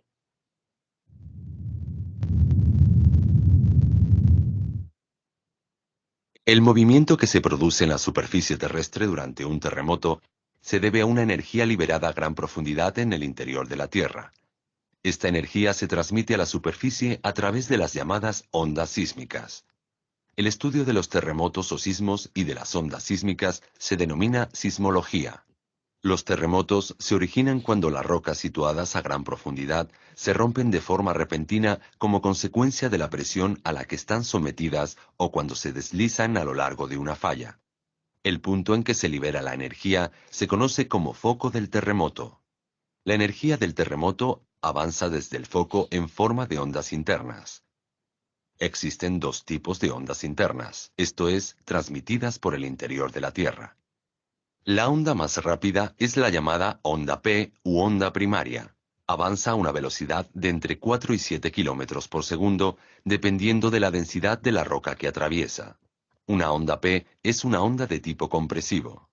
El material rocoso se comprime en la dirección de propagación de la onda y posteriormente se expande. Una onda P es similar a una onda que se propaga a través de un muelle. Las espiras se comprimen y se expanden en el sentido en que avanza la onda. El segundo tipo de onda interna se denomina onda S u onda secundaria. Se propaga a través de la roca a una velocidad de entre 2 y 5 kilómetros por segundo, aproximadamente la mitad de la velocidad a la que avanzan las ondas P. Una onda S es una onda transversal. El material rocoso situado en su trayectoria sube y baja o se mueve lateralmente de forma perpendicular a la dirección de propagación de la onda. Una onda S es similar a una onda que se propaga a lo largo de una cuerda. La onda avanza por la cuerda moviendo una parte de la cuerda hacia arriba y luego hacia abajo. Las ondas superficiales se propagan por la superficie terrestre a partir del epicentro, el punto de la superficie más próximo al foco del terremoto. Las ondas superficiales son más lentas que las ondas internas. Avanzan a una velocidad de entre 2 y 3 kilómetros por segundo. Pueden deformar la superficie terrestre además de causar daños en viviendas, edificios y otras estructuras. Existen dos tipos de ondas superficiales. Las ondas de Love provocan un movimiento de lado a lado perpendicular a su dirección de propagación. Pueden provocar daños al romper carreteras o tuberías. El segundo tipo de onda superficial se denomina onda de Rayleigh. Mueve la superficie terrestre en círculo, hacia arriba, hacia adelante, hacia abajo y hacia atrás. Puede provocar daños al desplazar los edificios de sus cimientos. En la mayor parte de los terremotos, los mayores destrozos se deben a las ondas superficiales que hacen que el suelo oscile en dirección vertical y hacia los lados al mismo tiempo.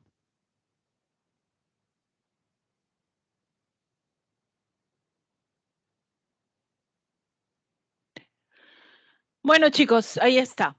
Ya, entonces quedamos con esa introducción. Ahora sí, nos vamos al material. Ya hemos visto más o menos cómo está esto de las ondas, profesora. Wow, profesora, sí. A ver, díganme por audio, chicos, si estoy compartiendo, por favor, porque no los estoy viendo ahorita. Ahorita. Ya. A ver, estoy compartiendo material para ya terminar esta parte de, en este caso, de geografía, ¿ya?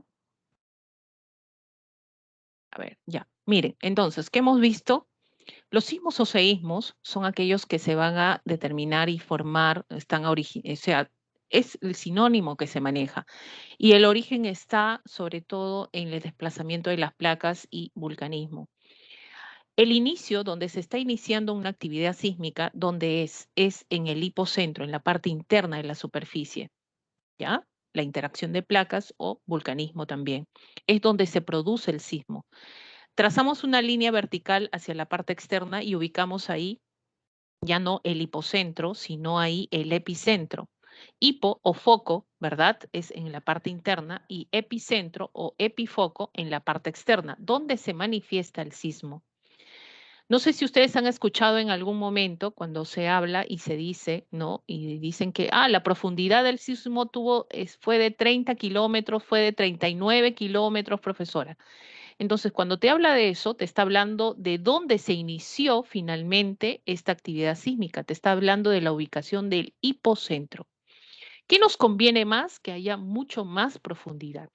Cuando más profundidad, evitamos que se formen estas ondas superficiales. Como ustedes han escuchado, son las que, miren, de estas dos, las primarias o las secundarias, las superficiales son las que me dan más miedito, porque estas generan grandes destrozos en la superficie, sobre todo las de Rayleigh, ¿ya? Estas quisiéramos que nunca se formen.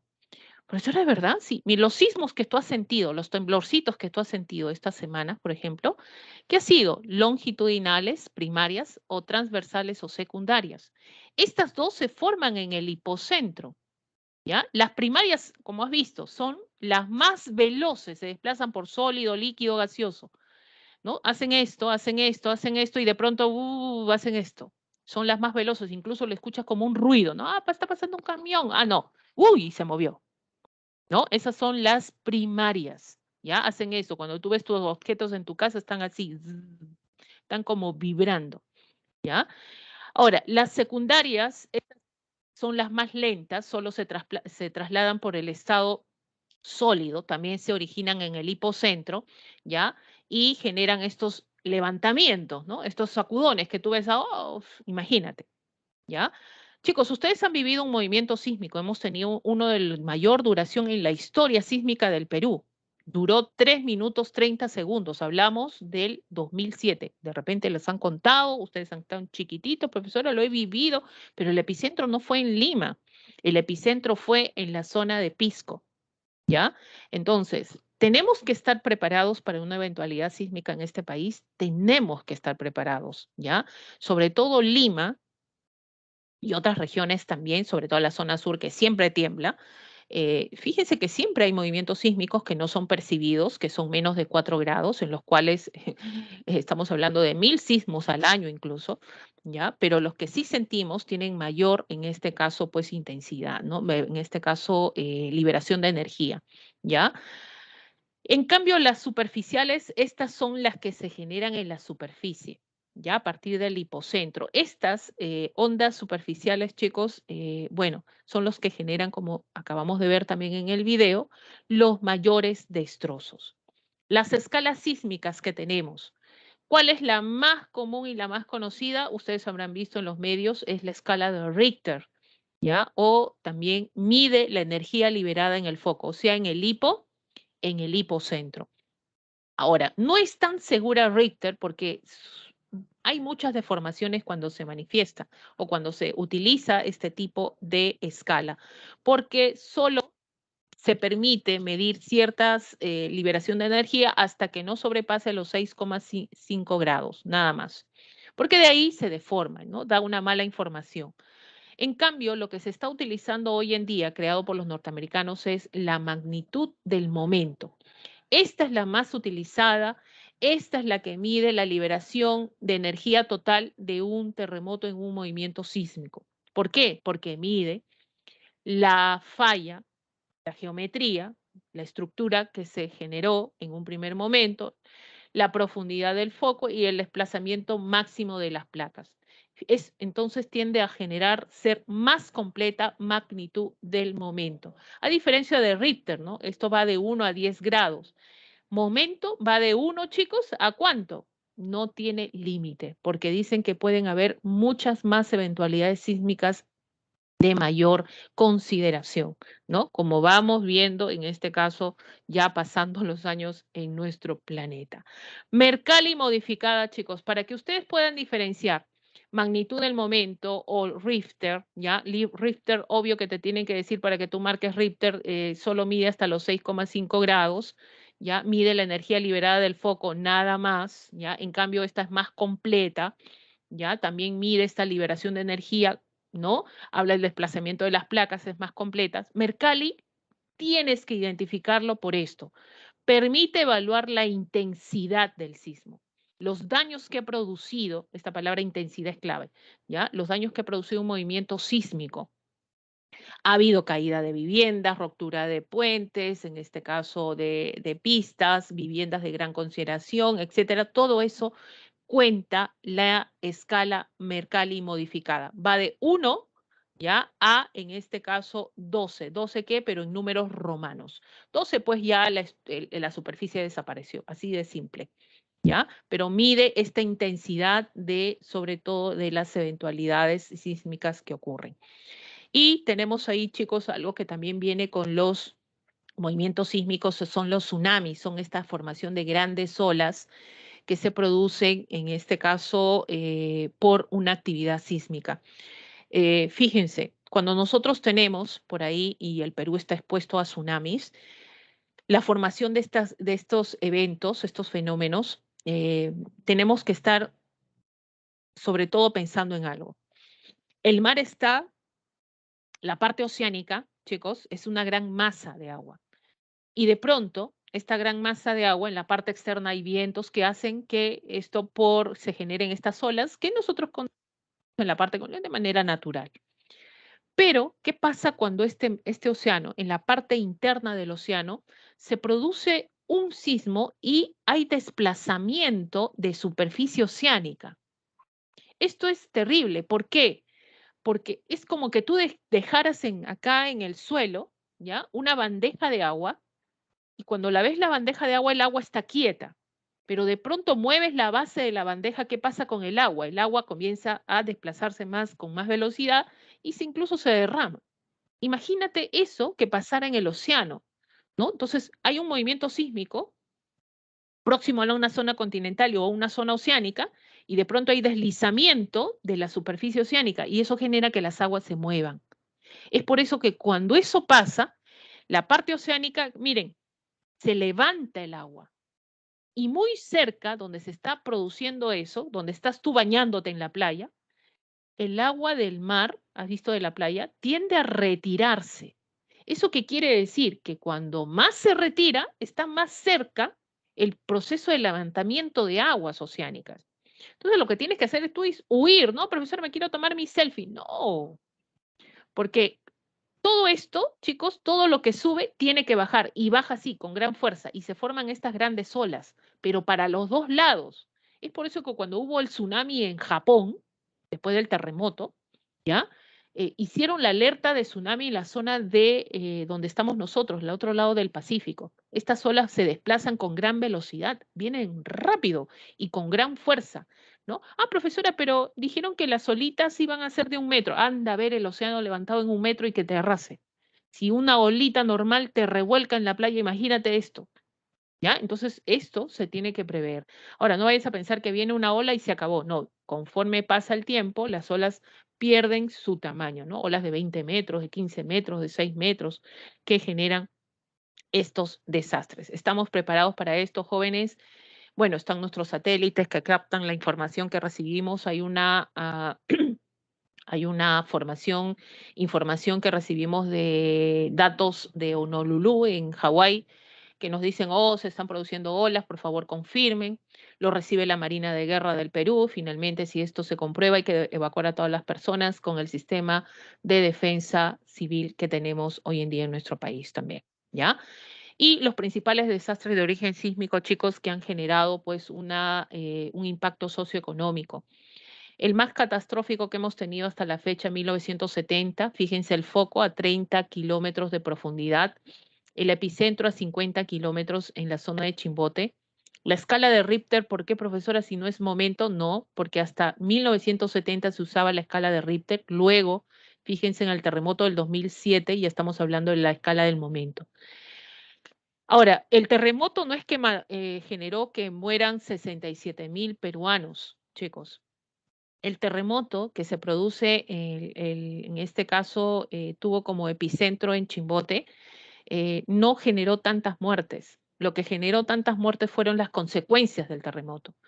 En la ciudad de Yungay, estamos hablando en Ancash, parte del Huascarán se desprende y finalmente genera un aluvión que tapa toda la ciudad de Yungay, pereciendo todas esas personas.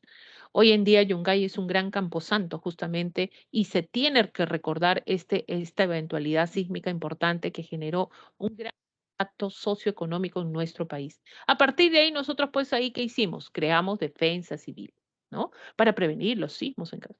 Fuimos noticia en el mundo, ¿no? Con este terremoto, y lamentablemente, imagínense un aluvión, pasa el terremoto y de pronto suena uy, que se está desprendiendo el Huascarán, un hielito, dices tú, no, se forma un aluvión. Tuvieron las personas, dicen, solo se salvaron en su mayoría aquellas que, y justo ese día, domingo, en Yungay era una festividad que acontecía allá, ¿ya? Y la gente que fue a pastear sus animales, que fueron en mayoría los niños, se salvaron. Cuando vieron que venía el aluvión, tuvieron entre 30 y 40 segundos para huir. La mayoría no pudo y murió, ¿ya? Y fue enterrado por este aluvión. Hoy en día un gran camposanto, la ciudad, sobre todo en este caso de Yungay. Y el caso del terremoto de Pisco, esto el 2007, chicos, también hubo muertes que lamentar, ¿no? Escala, miren, 7 grados, escala Mercalli modificada. Daños considerables, sobre todo con esta eventualidad sísmica. Muy bien, chicos, las preguntas están sencillas, ¿ya? Y espero que ustedes puedan resolverlas, ¿ya? Vamos de frente a dar las claves. A ver si alguien puede apuntar las claves, por favor, y ponerla en el chat, ¿ya? O si no, ahí en una captura de pantalla algunos pueden hacer también. A ver, chicos, para poner la parte de educación cívica. Un favor, por favor, si pueden colocar en en el chat las claves que se está presentando. Muy bien, muchas gracias, Daniela. Entonces queda ahí la parte de geografía, ¿ya? Vamos a la parte de educación cívica para continuar. Esta vez nos toca ver, ¿ya? A ver, chicos, díganme si estoy compartiendo pantalla, por favor, con el micro. Sí, Miss, sí está compartiendo. Gracias, gracias. Muchas gracias. Muy bien. Vamos a ver ahora, jóvenes, ¿ya? Vamos a ver rapidito. Profesora, ¿nos toca ciudadanía? Así es, ¿ya? Nos toca ciudadanía. En este caso vamos a ver derechos, deberes de participación ciudadana, derechos de participación, en este caso derechos de control ciudadano, etcétera. Muchos de ustedes de repente ya son ciudadanos, ¿no? O todavía no, son niños todavía que están protegidos por este instrumento que vendría a ser pues los derechos, en este caso de los niños.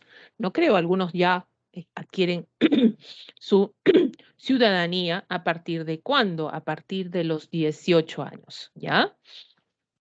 Profesora, ya soy ciudadano, tengo 18 años, ahora sí, libertad. Mamá, me voy de mi casa porque ya tengo la mayoría de edad, puedo hacer lo que me da la gana, mami. Mira, yo que fuera tu mamá, diría, ya, ahí está tu maleta, chao, ¿no? Hoy tu mamá sabe, ¿ah? Va a contar los días, 2, 3, 1, 0, volvió, ¿no? Responsabilidades que vas a tomar. Tú cuando eres ciudadano, cumples la mayoría de edad, ¿ya? No es que llegó tu libertad, voy a hacer lo que te da la gana, no, ¿sabes qué? Tú has podido hacer lo que te da la gana cuando has sido niño adolescente. Antes de los 18 años, ahí hubieras aprovechado, pero no, pero como estabas con esto de las hormonas, no, porque cuando ya tienes la mayoría de edad, adquieres la condición jurídica política. O sea, tus papás ya no van a ser responsables de ti. Antes, cuando eras niñito, ¿no? En este caso, cualquier cosa cometías, tu papá eran responsables, se hacían cargo de ti, solucionaban el problema. No, ahora tú lo solucionas. Tú cometías faltitas nomás cuando eras menor de edad. Ahora te van a juzgar, ¿ya? Antes cuando eras niño decía, mamá, yo opino, ya, vaya a jugar, vaya al fondo a jugar. Ahora ya no. Levantas la mano, yo opino. Tú vales en la... Por eso era, mi opinión importa en la sociedad. Ahora sí, tu opinión importa en la sociedad. Profesora, voy a elegir autoridades, profesora, voy a elegir, voy a designar, profesora, profesora, lo máximo, profesora, tengo poder. Adquieres deberes y derechos. Ojo, que he visto en estas últimas fechas en los procesos he visto muchas niñas, no sé por qué, que teniendo 16 años ya están votando. ¿Saben por qué, no? Profesora, ¿ya adquieren su condición jurídica política? O sea, ¿ya son ciudadanos? Sí. ¿Saben por qué? Y espero que las niñas que están acá, y bueno, los niños ya de repente caen por ahí también. Firman un documento conocido como acta de matrimonio, consentido por los padres, y finalmente adquieren esa condición jurídica política. Y espero que ustedes lo hagan muy más adelante, mucho más, se tarde bastante, ¿ya? Muchos de ustedes están acá justamente por otra visión, quieren otra cosa para usted, y eso me parece bien. El ejercicio para que tú seas ciudadano no es que cumples 18 años, por eso ya soy ciudadano, ya no. Tienes que tener tu DNI, ¿ya? Que lo recibes ese azulito, que ahora están cambiando también al electrónico si es que quieres, si tienes para pagar un poquito más, que todavía cuesta esto, a los 17 años cambias tu DNI. Y tu adquisición de la ciudadanía, porque ahí dice en el DNI, ¿no? Es a los 18, ahí están tus datos, a los 18 años de manera automática. Ahí tienes tu DNI celestito. No es que tienes el celestito y ya eres libre, no. tienes que cumplir 18 años, ¿ya? Ahora, viene esta capacidad jurídica, entonces, que nosotros vamos a adquirir, la capacidad de ejercicio lo adquirimos cuando tenemos la mayoría de edad. Ejercemos deberes y derechos, por eso hablamos de una capacidad jurídica. Esto lo dice el Código Civil, artículo 3. Y la capacidad de goce, ¿qué cosa es? La capacidad que se adquiere plenamente desde el nacimiento, ¿no? Es la actitud que tiene el sujeto para ser titulado de deberes y derechos. Entonces, cuando naces, empieza tu capacidad de goce. Pero cuando hablamos ya, o sea, por eso te dice, disfruta, antes de que tengas los 18 años, disfruta, aprovecha lo que te dan. Porque luego, a los 18 años, tu capacidad ya es de ejercicio, ¿ya? De responsabilidad, porque vienen los deberes y los derechos, ¿ya?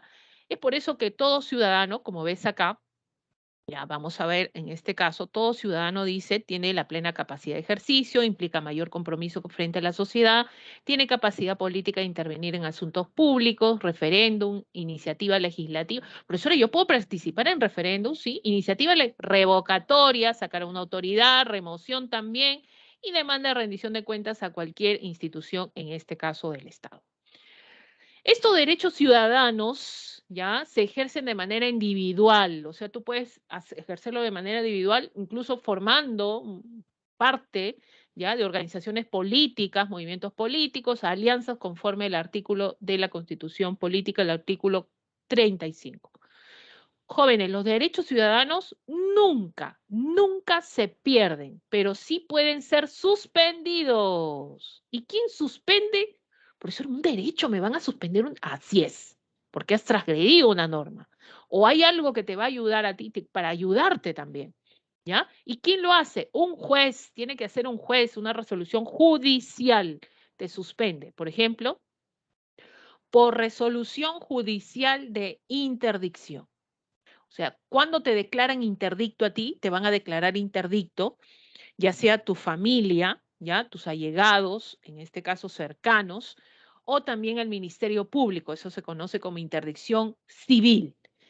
A toda persona que no pueda ejercer libremente su voluntad, ¿ya? No puede ejercer por alguna cuestión médica, ¿ya? Psicológica, que no puede ejercer libremente. ¿No? Ciegos, sordos, mudos, ¿cómo le sacas? A ver, di sí y no. Entonces, hay una responsabilidad mayor en esas personas. Entonces, el juez dice, lo declaro interdicto, va a haber un tutor que lo va, en este caso, cuidar mientras dure la suspensión de su ciudadanía. Y parece que esa suspensión va a ser siempre. ¿Por qué? Porque nadie, no se puede revocar debido a las, en este caso, facultades que tiene esa persona. Pueden haber interdicciones con respecto a personas que son toxicómanos, están en un mundo sideral distinto. Pueden recuperar su ciudadanía, profesora, sí, pero tienen que demostrar al juez que están aptos, ojo, ¿ya? Entonces, estas personas, por ejemplo, que son declaradas interdictas, no pueden ir, si no votan, no eligen, no van a una votación, no les generan multas, su firma no tiene validez para nada, ¿ya? Entonces se les contempla, imagínate un toxicómano, ¿no? Vende la casa de la mamá, está vendiendo sus casas, despilfarra sus bienes, entonces se le declara interdicto para que no genere eso. Él lo puede recuperar mediante ¿qué? Mediante también el juzgado, ¿ya? Tiene que demostrar, eso sí, toxicómanos, en este caso enfermedades mentales, tienes ahí enfermedades degenerativas, por ejemplo, alcohólicos, por ejemplo, también se le puede declarar interdictos. Los hijos, espero que no sean así. Los hijos, ¿qué hacen con los papás? Esos papás que tienen, ¿no? El rey de la papa, el rey del ají, él ya es de considerable edad el papá y de pronto, pues, ¿no? Papá, te voy a declarar interdicto y ellos manejan todo, en este caso, sus bienes. Los hijos hacen eso siempre, ¿ya? Ahí está el Alzheimer como una de las enfermedades degenerativas que también genera este proceso y es aceptado en una interdicción. Por sentencia privativa, en este caso, ya por sentencia, quizás nunca, profe, por Dios, por sentencia con pena privativa de la libertad. Miren, acá un juez tiene que declararte que estás condenado. una sentencia, no prisión preventiva, como le hicieron a Keiko Fujimori. Keiko Fujimori tenía prisión preventiva, nada más un juez, el Ministerio Público a través de un juez ordenó la prisión preventiva, pero no hubo un juzgamiento. Tú tienes derecho al juzgamiento, ¿no? Finalmente, ¿no? Para declararte si eres, en este caso, inocente o culpable.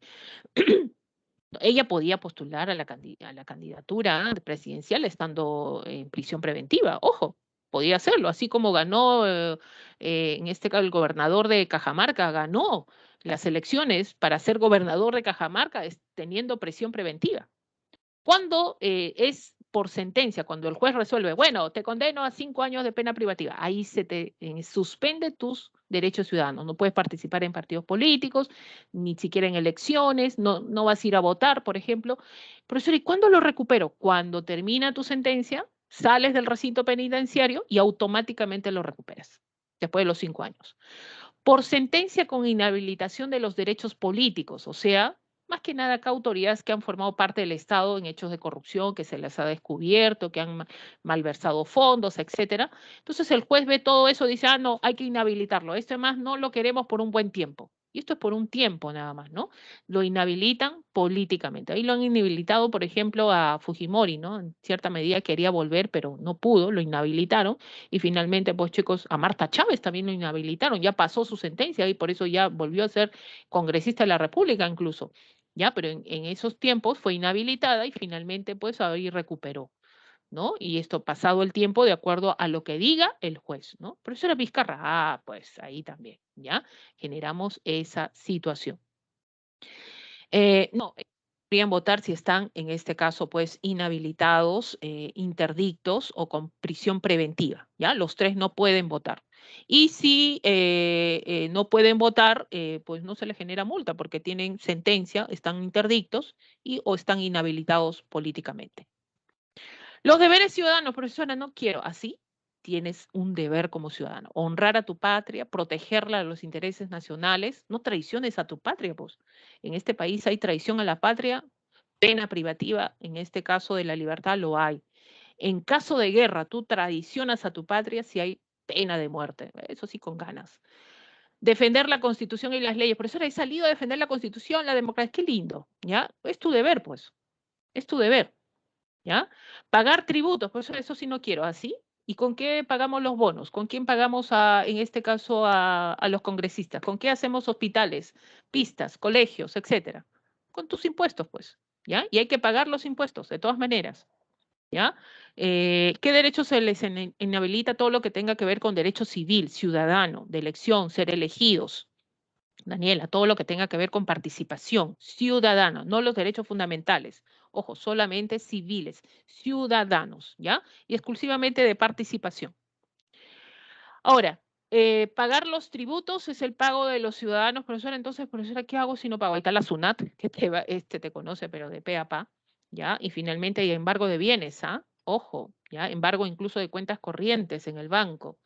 No, pues no vas a entrar en ese sistema. La SUNAT te dice, te pones al día o te pasa esto. Uy, terrible, ¿no? Tú vas a ser un profesional que te van a descontar de acuerdo a que seas de cuarta, quinta categoría, de 8 a 10% de todo lo que percibes en todo un mes.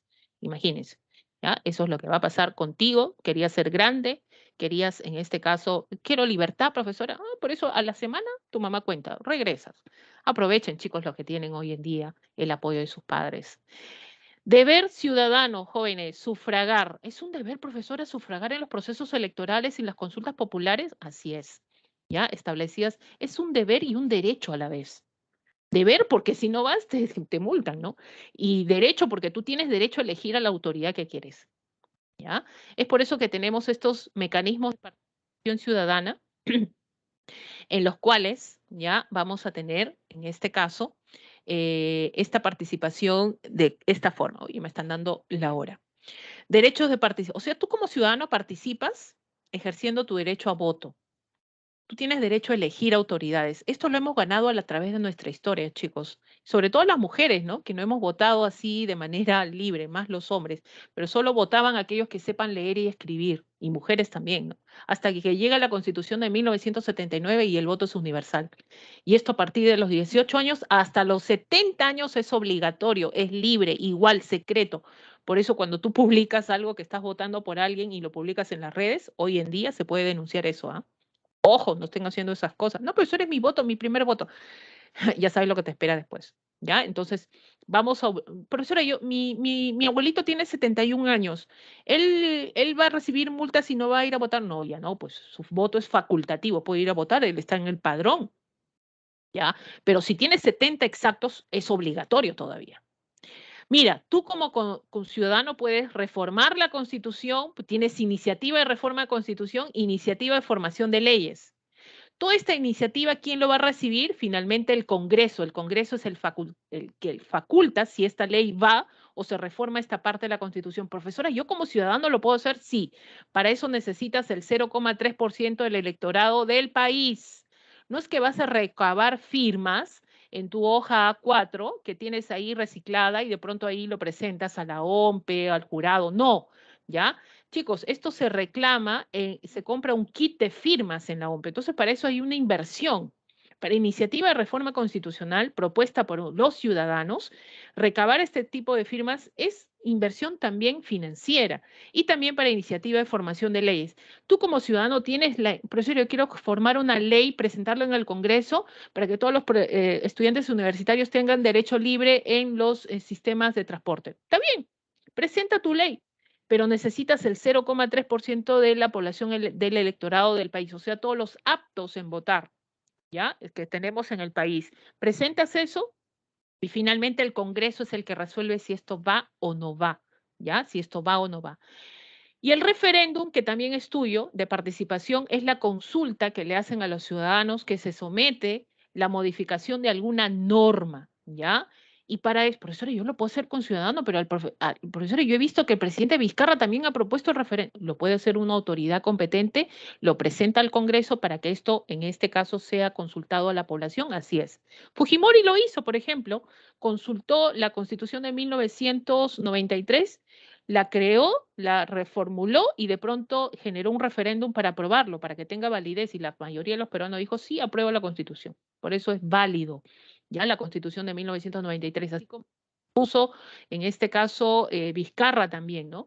Cambiar y modificar esto del Consejo Nacional de la Magistratura, que estaba en la Constitución, había que reformar. Para eso lo sometió a consulta, a referéndum a la población. ¿Sí o no? Tienes que marcar.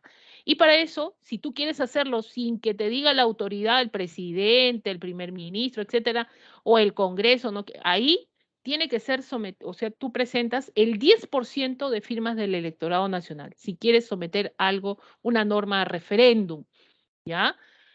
Ahora, esto, si es aprobado, ¿qué puede someter a referéndum? La reforma total o parcial de la Constitución política, las leyes, pueden ser normas regionales, ordenanzas municipales, todo lo que tenga que ver con descentralización. ¿Qué no se somete a referéndum? Cosas que tengan que ver con tributación o tratados firmados en el Perú. ¿Ya? Entonces, eso sí, hay leyes, decretos legislativos, decretos de urgencia que ha emitido el presidente, ¿no? Hablamos también del Poder Ejecutivo, ¿ya? Y todo esto se puede someter a referéndum. Esto se presenta, si tú eres ciudadano, lo presentas al Jurado Nacional de Elecciones, previo kit que compras de firmas para las firmas y finalmente el Congreso lo aprueba. Una vez que lo aprueba, ¿ya? Esto pues no va a ser enviado al presidente, a ver, está bien presidente, y al Congreso simplemente lo publica, ¿no? Esta, en este caso, modificación, ¿ya? Esta modificación. Muy bien, chicos, entonces, en el caso de hoy, si el Perú Libre quiere hacer esto, tendría que necesariamente recaudar, sí, sí, ¿ya? Tendría que recaudar firmas si es que lo hace de la parte, sobre todo en este caso, ciudadana, ¿no? La parte ciudadana lo puede hacer. La recaudación de firmas es una base para ver que la población, un 10% de la población está conforme con esto, por ejemplo. Y por último, chicos, tenemos el control ciudadano, donde tenemos revocatoria de autoridades, remoción de autoridades y la demanda de rendición de cuentas. ¿Revocatoria cuándo es? Acuérdate, cuando vas a revocar, a sacar a una autoridad que ha sido elegido por voto popular, menos el presidente, al presidente no se le revoca. El único que puede sacar al presidente en casos de corrupción o algo que se le ha descubierto es el Congreso a través de una vacancia, una vaca, la vaca de presidencia. Pero ¿quién ha elegido de manera así? Hemos elegido a una autoridad por voto popular. Alcaldes, regidores, gobernadores y los jueces de paz, todos ellos pueden pasar a revocatoria. Ahora, no vas a revocarlo pasando un año, tiene que pasar 3 años de su gobierno para poder revocarlo. Y necesitas el 25% del electorado local, ¿ya? El electorado local. Todo esto a través de kits de firmas también que tienes que, en este caso, presentar. ¿Ya? La remoción es cuando esta autoridad no es elegido por ti, sino ha sido elegido por otra autoridad. Por ejemplo, el director general de salud de Cajamarca. Corrupto total. ¿Quieres sacarlo? Tú como ciudadano lo puedes hacer. Para eso presentas el 50% del electorado local de firmas, o sea, de todo Cajamarca lo presentan ahí y lo pueden remover. Remoción de autoridades a ese director de salud de Cajamarca. ¿No? ¿Lo puedes hacer? Lo puedes hacer. Necesitas firmas. Todo esto a través de el jurado, chicos, ¿ya? La revocatoria la OMPE al jurado, luego ahí se establece finalmente si esto va o no va. La demanda de rendición de cuentas. Queremos saber cuánto hay de egresos e ingresos en una institución del Estado. Necesitas el 10% del electorado local. Ojo con esto, ¿ya? Y por último, las otras formas de participación ciudadana, chicos, está el presupuesto participativo, instrumento de gestión que tienen los gobiernos, tanto de municipios como gobiernos regionales para la población, ¿dónde se va a orientar los recursos económicos asignados para el proceso? ¿Qué quiere decir? Es una asamblea donde el gobernador o el alcalde cita a sus organizaciones vecinales para ver y dicen, miren, este es el dinero que tenemos, ¿en qué lo vamos a gastar? Por ahí dicen, mira, necesitamos ahí más áreas verdes, necesitamos seguridad. Todo eso se anota y eso ahí donde se va a generar el gasto de los que están solicitando en esta asamblea. Entonces, están participando en el presupuesto participativo. ¿Dónde se hace eso? En los gobiernos regionales y locales, ¿ya? La consulta previa, chicos, es el derecho que tienen los pueblos originarios a ser consultados de las medidas legislativas o administrativas que afecten sus derechos colectivos. Una minera que quiere ingresar a explotar minerales en una comunidad, es obligación del Estado consultar a esta comunidad si está de acuerdo o no está de acuerdo y plantearle cómo va a beneficiar esta situación de explotación de recursos. Esto es obligatorio. Es por eso que ha habido muchas autoridades corruptas que han excluido esto y finalmente, ¿qué ha pasado? Pues los pueblos se han ido pues en contra de estas mineras y han salido a protestar que no quieren, porque nadie les ha explicado de repente en qué momento esto lo va a beneficiar, ¿no? Entonces, esto es beneficioso o no beneficioso, va a generar la consulta previa con los pueblos originarios. Y la consulta vecinal de demarcación territorial es a los ciudadanos nos permite decidir dónde queremos pertenecer. Hoy en día en Lima, por ejemplo, hay muchas situaciones de, ¿no? de confrontación cuando dicen, no, hay el límite entre Ate y La Molina, ¿no? Entre lo que es en este caso varias jurisdicciones, entonces finalmente que no se han distinguido los límites de frontera entre uno y otro, pues deciden ellos a dónde pertenecer, a qué circunscripción deciden pertenecer, ¿no? Eso es de acuerdo a los beneficios que ellos puedan tener necesariamente. Muy bien, chicos, ahí también tenemos las claves. Tengo que respetar el horario de ustedes, a ver si alguien lo puede publicar, ¿ya? Y nos vamos ahora sí con esta, en este caso, con esta semana. ¿Ya? A ver, chicos, si alguien puede escribir las claves. Nos estamos viendo, jóvenes, hasta la otra semana, la semana 4. Cualquier cosa, no se olviden que tienen también el multichat para poder generar algunas preguntas que han quedado. Muchas gracias, Daniela. Muy buenas, en este caso, días. Muy bien, ahí Danae también. Muy buenos días, chicos. Pasen a su recreo a estos poquitos minutos que tienen. Buenos días, ¿ya? Muchas gracias, muchas bendiciones para ustedes también, a cuidarse bastante y a estar precavidos. Cada vez que hablo de tema de sismos, algo pasa, pero espero que no, ¿ya? Nos vemos, chicos, cuídense. Chao.